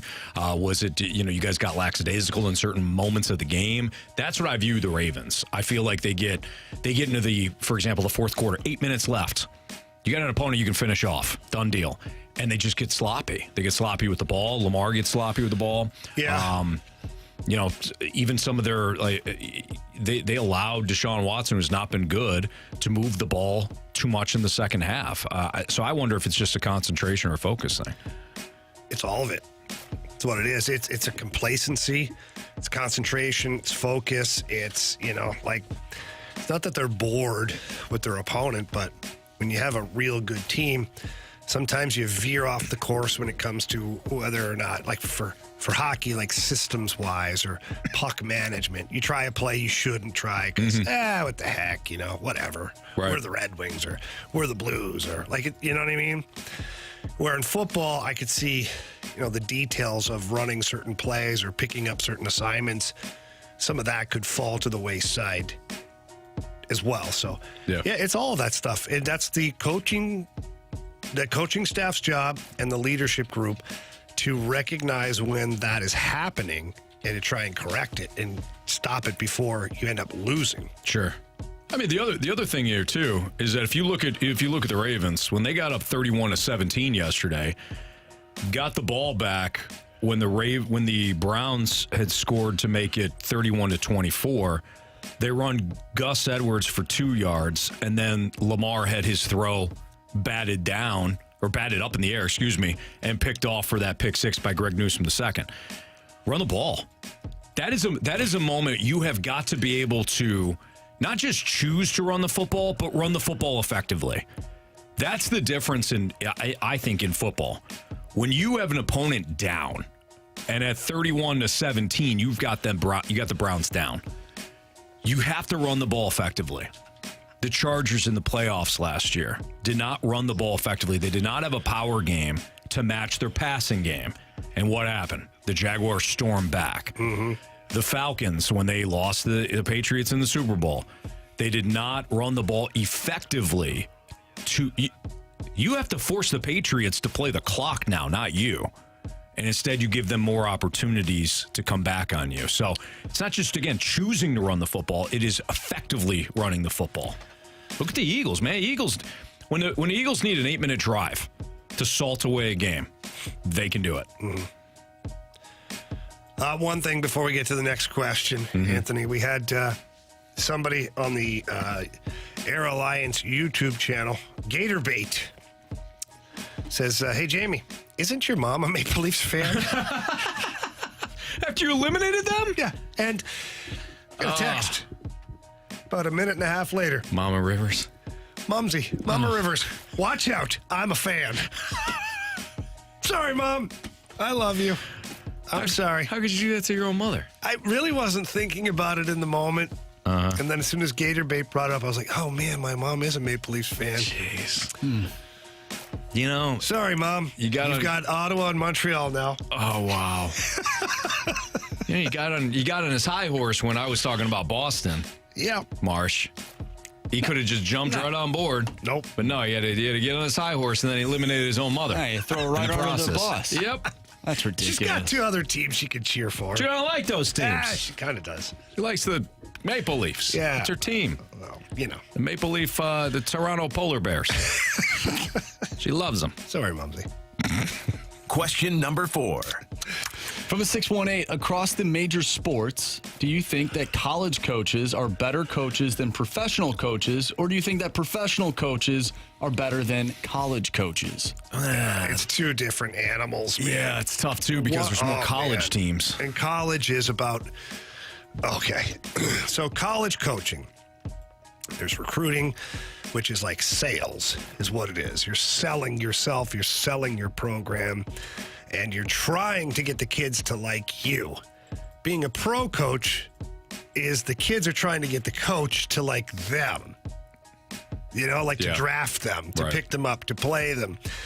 And collegiate level is, it's just so different. You can have so many different, like, team building, team bonding, team things that you do that are kind of cheesy, but they're awesome at the collegiate level. And, you know, all these types of rah, rah, rah. You get to the pro level, and like Nick Saban found out quickly, and Urban Meyer and all these guys found out, this is the NFL. Yeah. Which means not for long if you keep up that crap, coach. Yeah. When Nick Saban is barking at his defense, and Zach Thomas turns around and tells him to go blank himself. It's an eye-opener. That's when you know. Yeah. Like, oh, you're making more than I am now. Yeah. So when it comes to X's and O's, I think that a lot of them are probably fairly similar, but you have to understand, like, the college game is just so different than the pro game. Mm-hmm. So the coaching is going to be different. It doesn't mean that the college coach can't coach in the NFL, because we've seen that before. And then it doesn't mean the reverse either. It's just that they're just so different. Yeah. That's just my opinion. I mean, if you want to say, like, who college versus pro, who's got the top end coaches, I think there's probably more top end coaches in the NFL right now than college. I mean, when you're talking about Andy Reid and Kyle Shanahan and McVay. Well, just look at some of the offensive coordinators or defensive coordinators in the NFL. Mm-hmm. Look how awesome some of those guys are, and they're not good. They're not good enough yet to be a head coach. Right. And that's different too. It's a completely different. You know, a lot of Norv Turner was an outstanding offensive coordinator. He could not be a head coach. Josh McDaniels. If you want any recent history, there you go. Yeah. So I think there's more top end NFL coaches than there are top end college coaches. So you're talking about Nick Saban and Kirby Smart. There's really only a select few that you think of all the time that are like dominant college coaches. Like Lincoln Riley's a really good college coach, but he's never won anything big. Yeah. And he probably won't for a while. Dabo's won big, but now he's gone backwards. Go ahead, Marsh. Yelling at people. Fans. Question number 5. From the 314, there are a lot of 6-win NFL teams, but they don't all seem equal caliber. Who are the 4 best 6-win teams? For reference, they are the Seahawks, 49ers, Cowboys, Vikings, Dolphins, Steelers, Browns, and the Jags. Wow. In order. Yeah, go ahead. 49ers. Jamie? Uh-huh. I would go with the Dolphins next. I would say yes. I would go with the probably the Cowboys. I would go with the Cowboys, then the Jaguars, then Marsh's Vikings, then the Seahawks, then the Steelers, and then the Browns. Yeah, I'm with you on that. And of course, you get toward the bottom there. The Browns and the Steelers are both really good defensively, but do you trust either offensively? No. Seattle, I have called painfully average for a while now. They went to Baltimore. They messed around and found out in Baltimore. They've played with their food several times. Commanders yesterday, for example. I'm not a big Seahawks fan. Marsh loves them. He loves the Seahawks. I don't love the Seahawks. He's got them winning the NFC West. I mean, I do, but winning a playoff game, but not me. Not up in here. Real quick, before we get to the next question, thoughts on Sam Howell? I saw something on Twitter yesterday saying that Washington has found their next franchise quarterback. Would you agree with that? I think Sam Howell is really good. I would love to see Sam Howell not have to absorb the beating that he takes every single Sunday because Washington has no desire to protect him, and Eric Bieniemy has no desire to run the football. If you put Sam Howell in Atlanta, I wonder if they're 6-4 instead of 4-6. Sam Howell is probably one of the better young QBs in the league that we still don't know enough about. But we know that he's better than some of the other dog crap that's available. Is that well fair, said, Jamie? Yeah, well said. Yeah. Well said. All right, thank you. Question number 6. Final question from the 314. Are the Edmonton Oilers the St. Louis Cardinals of 2023? Oh, wow. Hey. Oof. Seems like it. Ooh. They're a mess up there right now, by the way. The Edmonton Oilers just fired their coach, Jay Woodcroft. This is your fault. Well, and here's the interesting thing is then they have the press conference today where they're welcoming in their new head coach. And a couple things from that press conference. One, Ken Holland was asked about, did you talk to any of the players before making these decisions and whatnot? Ken Holland says, yeah, of course. I talked to some of the veteran players and talked about, what's going on and blah, blah, blah, blah. And then they go right to the president of Hockey Ops, who's sitting right beside him, and almost asked the same thing. And he says, we didn't really talk to anybody. In fact, none of the players knew about it. Connor had no idea. I'm not joking. The exact same question, two completely different answers. You have got to be on the same page. And then the head coach is introduced. Oh, boy. Well, did you see what McDavid said today? He said that he never lost. They never lost the locker room. No, they just lost a lot of games. Yeah. I don't know if he lost the locker room or not. I wasn't in there, right? But Connor McDavid saying they never lost the locker room. Then he's like, yeah, I found out just like you guys. Okay, Connor, nice poker face. But you go further, the coach is introduced and he's asked about from the media, hey, is the existing staff still going to stay in place and whatnot? And he had to stop and look at the GM. And Kenny Holland goes, yes, the staff's going to stay. What? I did not see that part. Yeah. Then they go on to announce that Paul Coffey's now going to be an assistant coach. So he's not only a senior advisor to the team, now he's going to be on the bench. It's a mess. This is like the Oilers of 10 years ago when it was really laughable. What are they doing? They have the greatest player in the world, and they might have the second greatest player in the world on the same damn team. And then they have a bunch of bums on their team. Oh, they got a good roster. They're missing some pieces, but they shouldn't be this bad. It shouldn't be in shambles the way it is right now. Yeah. Woof. They just need pitching. They just need some pitching. They'll figure it out. And a bad division. A couple of top-end starters. Yeah, they'll be right there. No problem. All right, we've got what's trending next in the Fast Lane on 101 ESPN.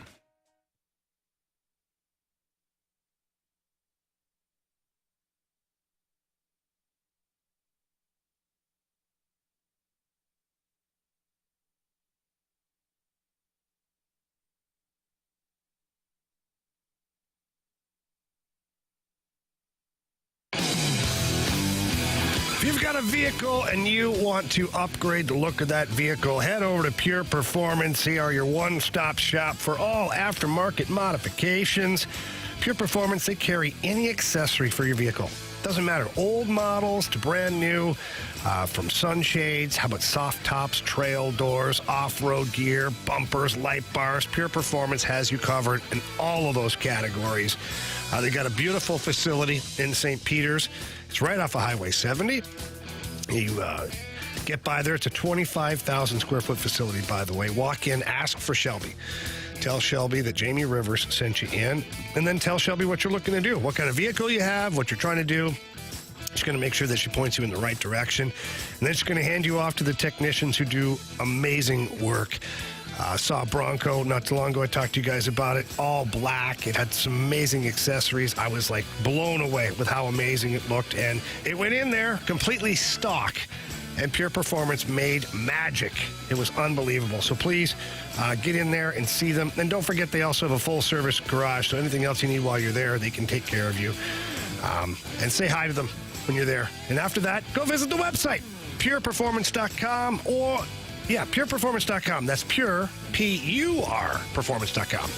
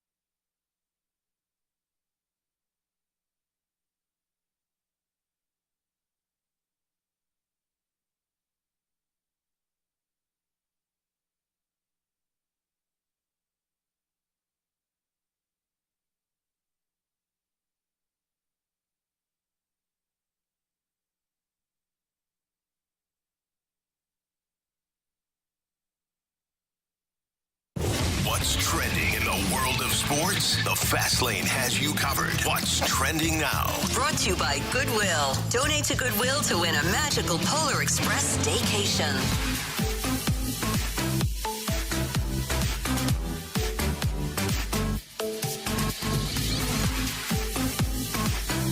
Welcome back to the Fast Lane here on 101 ESPN. Anthony Stalter, Jamie Rivers, I'm Andrew Marsh, and it is time for What's Trending. Jamie, we talked about this in the office before the show started, but the Carolina Hurricanes are bringing back the Hartford Whaler unis and the Cooperalls. And Jamie, maybe you can explain this better than I can, but for those that don't know what Cooperalls are, can you give them a better understanding of what we might see here in the future from Carolina? Yeah, so the Cooperalls were a very interesting moment in time for hockey. But if you watch your Blues or any NHL team right now, they've got the hockey pants, the hockey socks. It's obviously it's split up. Cooperalls are, you put all your gear on and then you slide these pants on like hip waders almost. Now, it's a solid leg. There's no socks. There's no pants. It's one big piece of equipment. And that's what so it looks like you're playing hockey in like dress pants out there. But it was a pretty cool look way back when. Mm-hmm. And it is a very retro look now, obviously. And the Flyers did it last year. I think it was last year because I think I was actually broadcasting that game. But I think Marshy's right. I did a little research. They wore the Cooperalls for warm-up. And then switched to the regular pants and socks after, which would be a massive inconvenience, by the way. Yeah. I'm sure players were thrilled with that. But, so it's worth tuning in. It's worth tuning in. The Hartford Whalers have some of the greatest uniforms ever. It's a great logo. The colors are cool. And with the Cooperalls, it adds. It's got a real Flint Tropics feel to it all. Nice. Yeah. I like that. John Heyman tweeted out earlier today, sources, the Braves and your St. Louis Cardinals are among teams showing early interest in free agent right-handed pitcher, the RHP, Aaron Nola. What? We're interested in him? Sources. Wow. Heads up, everybody. Boy, Sources. Make sure Tell you them. get sources there. Oof. Yeah. Well, guys, what do you think about Aaron Nola joining the team? I don't know. You guys like that, or might be too much? Here's what I worry about, though. What do you worry about, Jamie? Well, if I pick the Braves or I pick the Cardinals, where am I leaning? Cardinals, they have more World Series titles. No, I'm not, Anthony. I'm going to lean towards a team that is probably the same roster for the next few years, which means they're probably going to be competitive. Because the Braves are rumored to be in the old Ohtani sweepstakes here, too, recently. You know what, They're Jamie? just making money there. You know what? How do they make money and we don't? The Braves had as many playoff series victories as the Cardinals did a year ago. So there. Yeah, I know, Anthony. You make a great point, Anthony. Thank you. I don't think so. We'll have to check in with these sources. Had one more playoff win than the Cardinals did last year. Okay. Guys, they're did you basically the same team. See the Cardinals picked up Rodriguez? What? Eduardo Rodriguez? No. Wilking Rodriguez. Apparently, to Rule 5 pickup right-handed pitcher Wilking Rodriguez cleared waivers, was offered back to the Yankees. They said, no, thank you. And so the Cardinals pick him up. Well, championship. Here we go, baby. I love it. We have picked up 2 pitchers here. I mean, when you can pick up. Oh, we only need 1 more now. Yeah, and then you're set. We're good.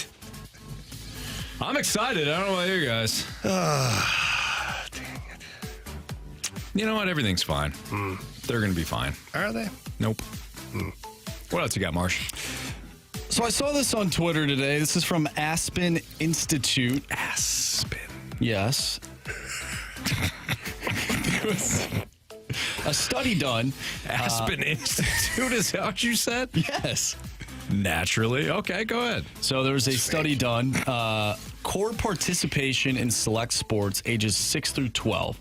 And it has a different bunch of sports. Joe Popliano sort of broke it down in his tweet better than what this, what this graph would. Basically, I'm going to read his tweet rather than me just going through this. All right. He says youth participation across baseball is at minus 20%. Ooh. Tackle football minus 13%. Ooh. It's down. Tennis up 51%. Golf up 32%. And soccer up 4%. And I'll even look on here and find ice hockey. Ice hockey down minus 17.5%. This is from 2019 to 2022. Yeah. It's because everybody's soft. Oh, yeah. Jamie. No, you know what? You're thinking it. I'll be the voice to your thoughts. Football, contact sport. Baseball, maybe it's. You have to make contact if you're going to. Hockey, contact sport. Hitter. And you got to play within a group, a team, right? Yeah. Oh, we got golf. What team are you on? Play all by myself. Okay. How about tennis? There's teams. I know, but I get what you're saying. It's an individual. You pass sport. the ball over to somebody else and he hits it in? Nope. Like, no. So golf and tennis, individual, no contact. Mm-hmm. Soccer, It's a team sport. Yeah. You have to. Ice hockey. You have to pass the ball over to. Yeah. Yeah. I got you. I think Jamie's on to something. Anthony. Oh, man. Why do you think baseball's down, though? It's too hard. So people say, I don't want to play it. I don't know why baseball would be down. Is the price of baseball going up? Maybe, I don't know, because... Well, why would individual sports be up? So let's focus on this. That's really the question. Because the only non-individual sport that you had mentioned, Marsh, was soccer. Yeah, and they were 4%. So why would individual sports be up? That's the question. That's where we have to start. I don't know the answer, but that's the question. If you're playing at a high level of golf, if we're talking about prices. Golf is expensive. So it's not price. Is it because, and I'm just throwing this out there, maybe more kids are spending less time outside? Maybe it's more like individualized video games. I would even say, I would say that video games. I don't know. What are we blaming it on? Maybe select sports is a bit toxic now, a little too political. Oh, you're not wrong there. Well, it's like especially from a youth baseball standpoint, you have all these different, clubs and whatnot, and they just pillage each other. Yeah. It's brutal. It's worse than the transfer portal. Well, it's also when it's like all the Toronto fans that you were talking about earlier, Jamie. When those, I mean, they could if it wasn't for the coaches and that stuff, they could have been NHLers. So. And I didn't dog on tennis. Somebody says, Jamie, don't dog on tennis. Then they're kind of funny. Say, ever hear of tennis elbow? You're right. I played tennis on my high school team. I did. I did. I played tennis. I was singles. I feel like you add sports every few weeks. Anthony, I can tell you, and Mumsy, who's listening right now, you can text in and clarify this. I played tennis, played baseball, played football, played hockey, played basketball, all these things. Wrestled. I was an athlete, Anthony. Well, I know that. You played on the tennis team. At the NHL. A lot of people are saying COVID makes sense. What team is that? No, well. What? COVID? What? Maybe because playing. You're inside. You could. Why would that make sense? I mean, tennis. Know what, though? Really? I'm not going to go. Here's another thing. I think Jamie's right. I think. What about esports? Yeah. What about it? Well, maybe kids are getting more into video games and seeing that you can make money from it. It's not a sport. The fact they call it esports drives me crazy. It's not a sport. They should call it e-games. It's not a sport. It's true. EA Who's games. your coach for your e-sport? I just play a lot. That's not. You don't have a coach. By the way, congratulations. How do you coach video games? I don't know. I bet you there's people out there that Click the button. Use your left thruster. You haven't been playing for 8 hours a day, have you? You're not committed. I'm going to need you to do 10 up-downs in your chair. Mm-hmm. Baltimore's Gunnar Henderson named AL Rookie of the Year. First Orioles player to win the award since 1989. Congratulations to Gunnar Henderson. That boy, Gun. Yep. All right, it's Fast Lane on 101 ESPN. We got the biggest question of the day next.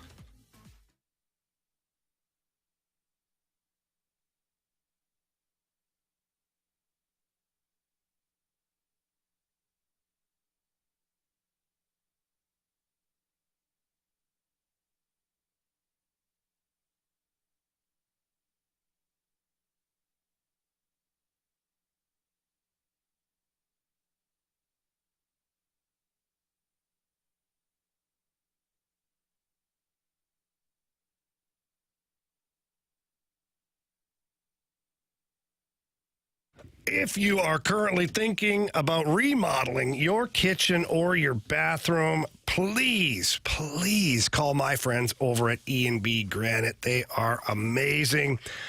Or better yet, go down and visit their store at 6135 Manchester Avenue. Please tell them that I sent you down there, and whatever it is you're looking to do, they're going to help you along the way. Whether they help you a little bit or whether they help you a lot, they're going to take you through the process, and you're going to love every minute of it. And for myself, it was countertops, and I managed to go with granite, marble, their soapstone, all these great options for you, and they do an amazing job. They get in there, they measure everything, and then they rip out all the old stuff, and when they install the new stuff, you're going to be amazed at how awesome it is.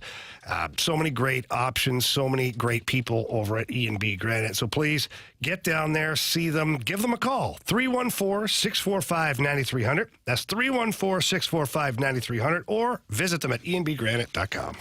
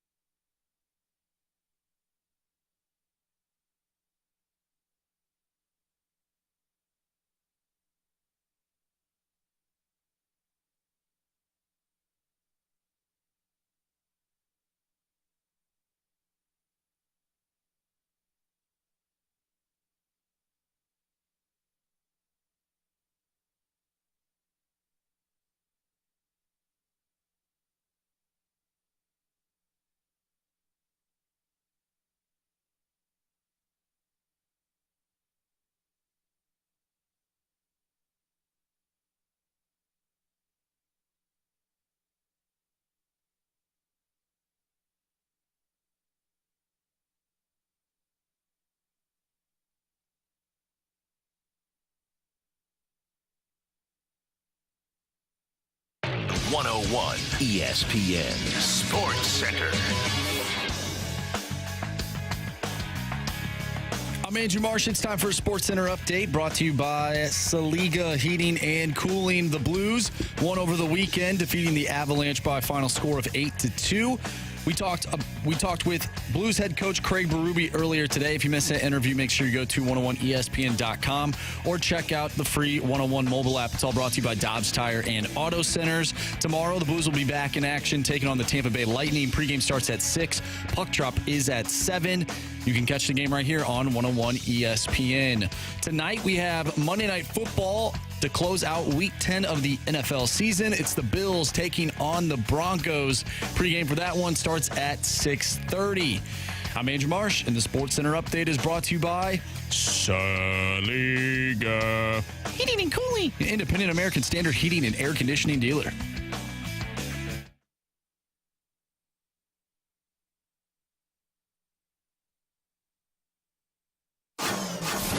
It's time for the Fast Lane's biggest question of the day.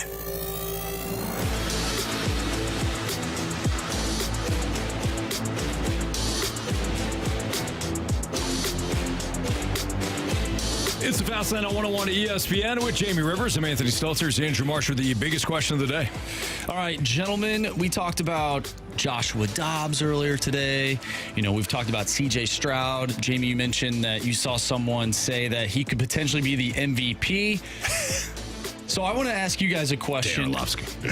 How are teams missing on quarterbacks, whether that's C.J. Stroud, and then why do some quarterbacks work better in different systems? Joshua Dobbs, Baker Mayfield, even though that team is, you know, not a juggernaut by any means. And then Jared Goff. Like, Jared Goff wasn't really all that special in Los Angeles. Granted, they did make it to the Super Bowl, but I think he's been way better in Detroit. Yeah. So I've said this before, and I apologize that, you know, if you've heard me say it, but there's a reason why I've repeated myself. The biggest thing to have success in the NFL is to marry the quarterback and the talent of the quarterback and the skill set of the quarterback to the system.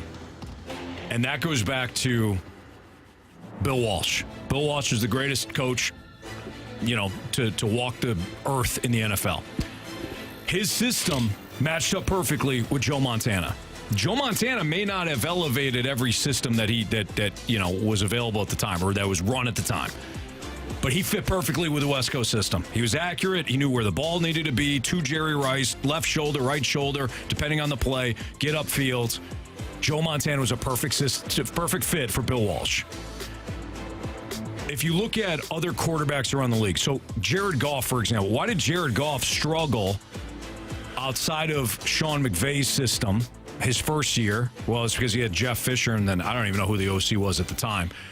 But when he left, when he got traded to the Lions, Ben Johnson runs a system that is perfect for Jared Goff. Get the ball out of your hands quickly, throw over the middle. They got one of the best slot receivers in the game in Amon-Ra St. Brown, so they matched up his skill set with the system. Why do some quarterbacks fail? Well, they're not in the right system. They're not in the right system to maximize their talent. Some guys like Zach Wilson, unfortunately, the processing just isn't there. He can't process. What makes you say that? There's been some evidence here, Jamie. I liked him coming out of BYU. My sample size. I like the athleticism. I like the arm strength. You loved him. I did. You loved him. I fell in love with that backyard style of football, and I did not know that. I did. I liked him. Man. I wasn't here yet for that. I liked him coming out of BYU. Picked him over Justin Herbert. Well, now he's in love with Justin Herbert. I do love Justin Herbert. Yeah. I did not see what anybody saw in Justin Herbert coming out of school. It's tough sometimes with these kids. Oh yeah, absolutely. College systems. One guy plays at BYU. How about Josh Allen? He played at Wyoming. Yeah. You know, who did he play? He didn't play anybody. Big arm. That was it. But he got in the right system under Brian Daboll, and they've tried to copy that with Ken Dorsey. Now, some guys elevate the talent, like Patrick Mahomes. You know, I mean, he could probably play in any system and be fine. but he's the exception. Tom Brady was the offense. Patrick Mahomes. We say that, but we haven't seen Patrick Mahomes without Andy Reid. Very true. And I'm not suggesting for 1 second that Patrick Mahomes wouldn't be a good quarterback. Yeah. Is he winning Super Bowls, MVPs, all that? Yeah. You know? Yep. So I think that's where guys miss. They don't. They have the head coach. They hire the head coach, and then the quarterback. It's a bad team, and they take the quarterback. But is the quarterback a fit? Would C.J. Stroud have been a better fit for Frank Reich and his system? Maybe. That's probably why Frank Reich was throwing the owner under the bus earlier this season. Oh, yeah, he did. Maybe somebody knew. Maybe they knew. Would Bryce Young be a better fit in, I don't know, Kyle Shanahan's system? Probably. I think it's a system thing. It's a fit. Can the system elevate the skill set of the quarterback? Pete Carroll, we're watching the TV right now. Russell Wilson, right? Oh, boy. Russell Wilson. Pete Carroll knew what system he needed to be in to succeed. Heavy run, heavy play action. Russell didn't think that. Russ didn't think that. Russ thought he could cook. He's not a pocket passer. So I think it comes down to knowing what you have, knowing what the skill set is, and finding the right system. I'm sure it's that way in hockey too, Jamie. Maybe not from a system standpoint, but maybe a line standpoint. Yeah, or what your role is on the team, what style of player you're going to be in the NHL. I don't think it's as defined as like football, because obviously it's very position specific in football, and you have plays that last 5-6 seconds and then everybody stops and starts up again. Yeah. So I think there's a lot more scheming, and you have to find a guy that can do what you need him to do, whereas hockey's got obviously a lot more flow to it, a lot more reacting to what's going on the ice. I lean towards smarter hockey players rather than physically gifted players, because the physically gifted player may never wrap their brains around what they're actually supposed to do. And you see those guys all over the place. Man, he's really fast and good. And look at Nail Yakupov. Yeah. No, right. just an example. Skill set wise. Skill set wise, and you're like, whoa, even Andreas Anthony, yeah, he's had some success, but why do you think he's still in the Chicago Blackhawks organization? Why do you think he's bounced around? Why do you think these guys go from team to team to team? Because they don't have the hockey IQ. Right. They have the skills physically. But you get a guy that's close physically, that really thinks the game and sees the game well, and you look at him on the ice, you're like, the guy just gets it. Just gets it. You can always add the skill. You can always work with players. Players are continuously developing anyways. So I'd rather have a smarter player than just a physically gifted player that's got, nothing between the ears. Sure. Yeah, that makes you're right. For the pro level. Yeah, hockey IQ, baseball IQ, because at football college, IQ. Junior hockey, and all these, you can get away with it. Yeah, you get away with American League, you can get away with it. Sure. You can't get away with it in the NHL. Yeah. All right, that's the biggest question of the day here in the Fast Lane on 101 ESPN. What you missed, criticisms, compliments next.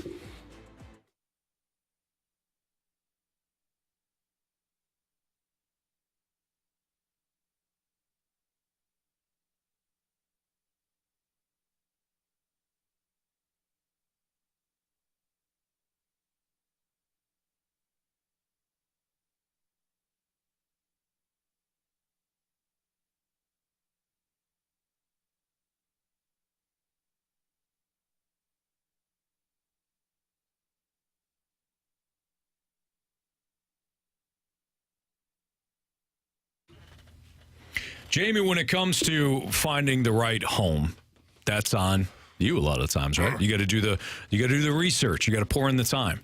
When it comes to finding the right loan expert, somebody's going to help you out, save you money, you don't even have to do the research. Jamie and I will tell you right now, it's Stewie. Our guy Stewie, we've seen it. We've seen it firsthand.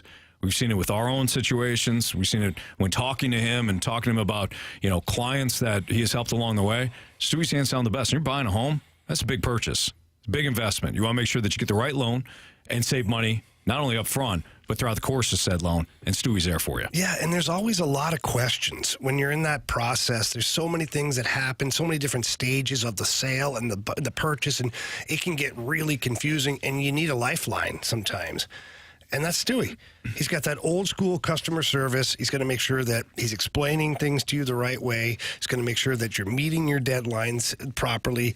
And he's just a phone call or a text away. And he gives out his personal cell phone number. That number's 314-324-4440. Again, 314-324-4440. Call him. Tell him that Anthony and Jamie sent you over to him. He loves hearing that. If you can't remember that number, Anthony, what can they do? You could always Google the Bagel-O. NMLS number 226715.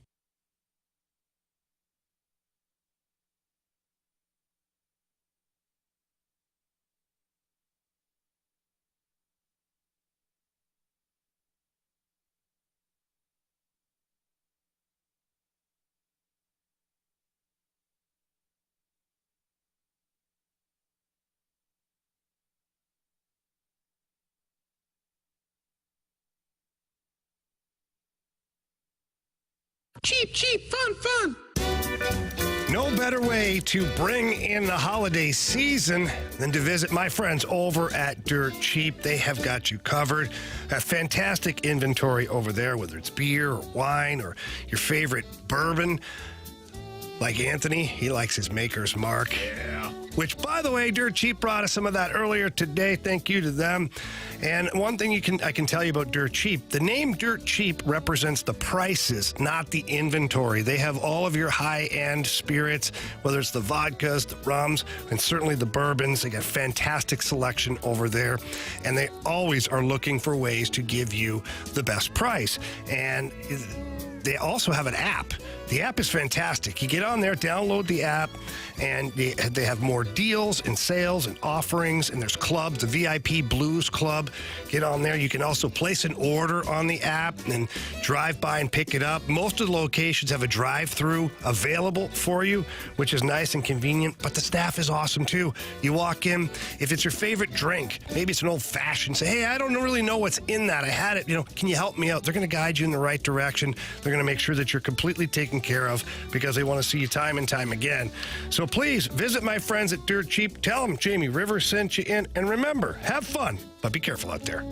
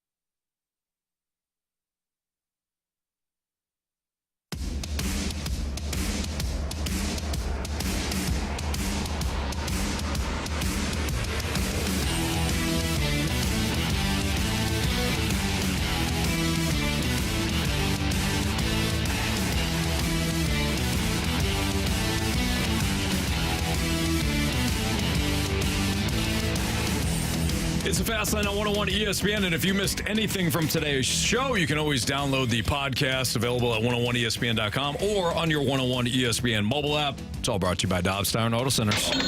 Talked to Craig Berube today about his team's performance over the weekend in Colorado. Talked about the power play and things that he's seeing right now out of his team, specific players, Pavel Buchnevich and Braden Shen and Colton Parayko. Had a good chat with the Chief. Talked a lot about the Blues throughout the course of the show as well. Mixed in some Mizzou. How important was that win on Saturday for Mizzou for the program? The program. The NFL broke down some of the aspects of yesterday's slate. What did we learn? What did we learn about teams like the Joshua Dobbs and the Ravens losing to the Browns? How about the Bengals and Texans? C.J. Stroud? That's all available at on the podcast. Marsh, what do you got for criticisms and compliments? All right, gentlemen, from the 636, looks like Anthony, as of yesterday, you better start training on waffles. Yeah, no doubt. LOL. Yep, no doubt. I got to, I'm just not going to eat from now until the end of the year. I should be pretty hungry at that point. Although my stomach will have shrunk at that point. So, you know what? I got to give it more thought. I got some time.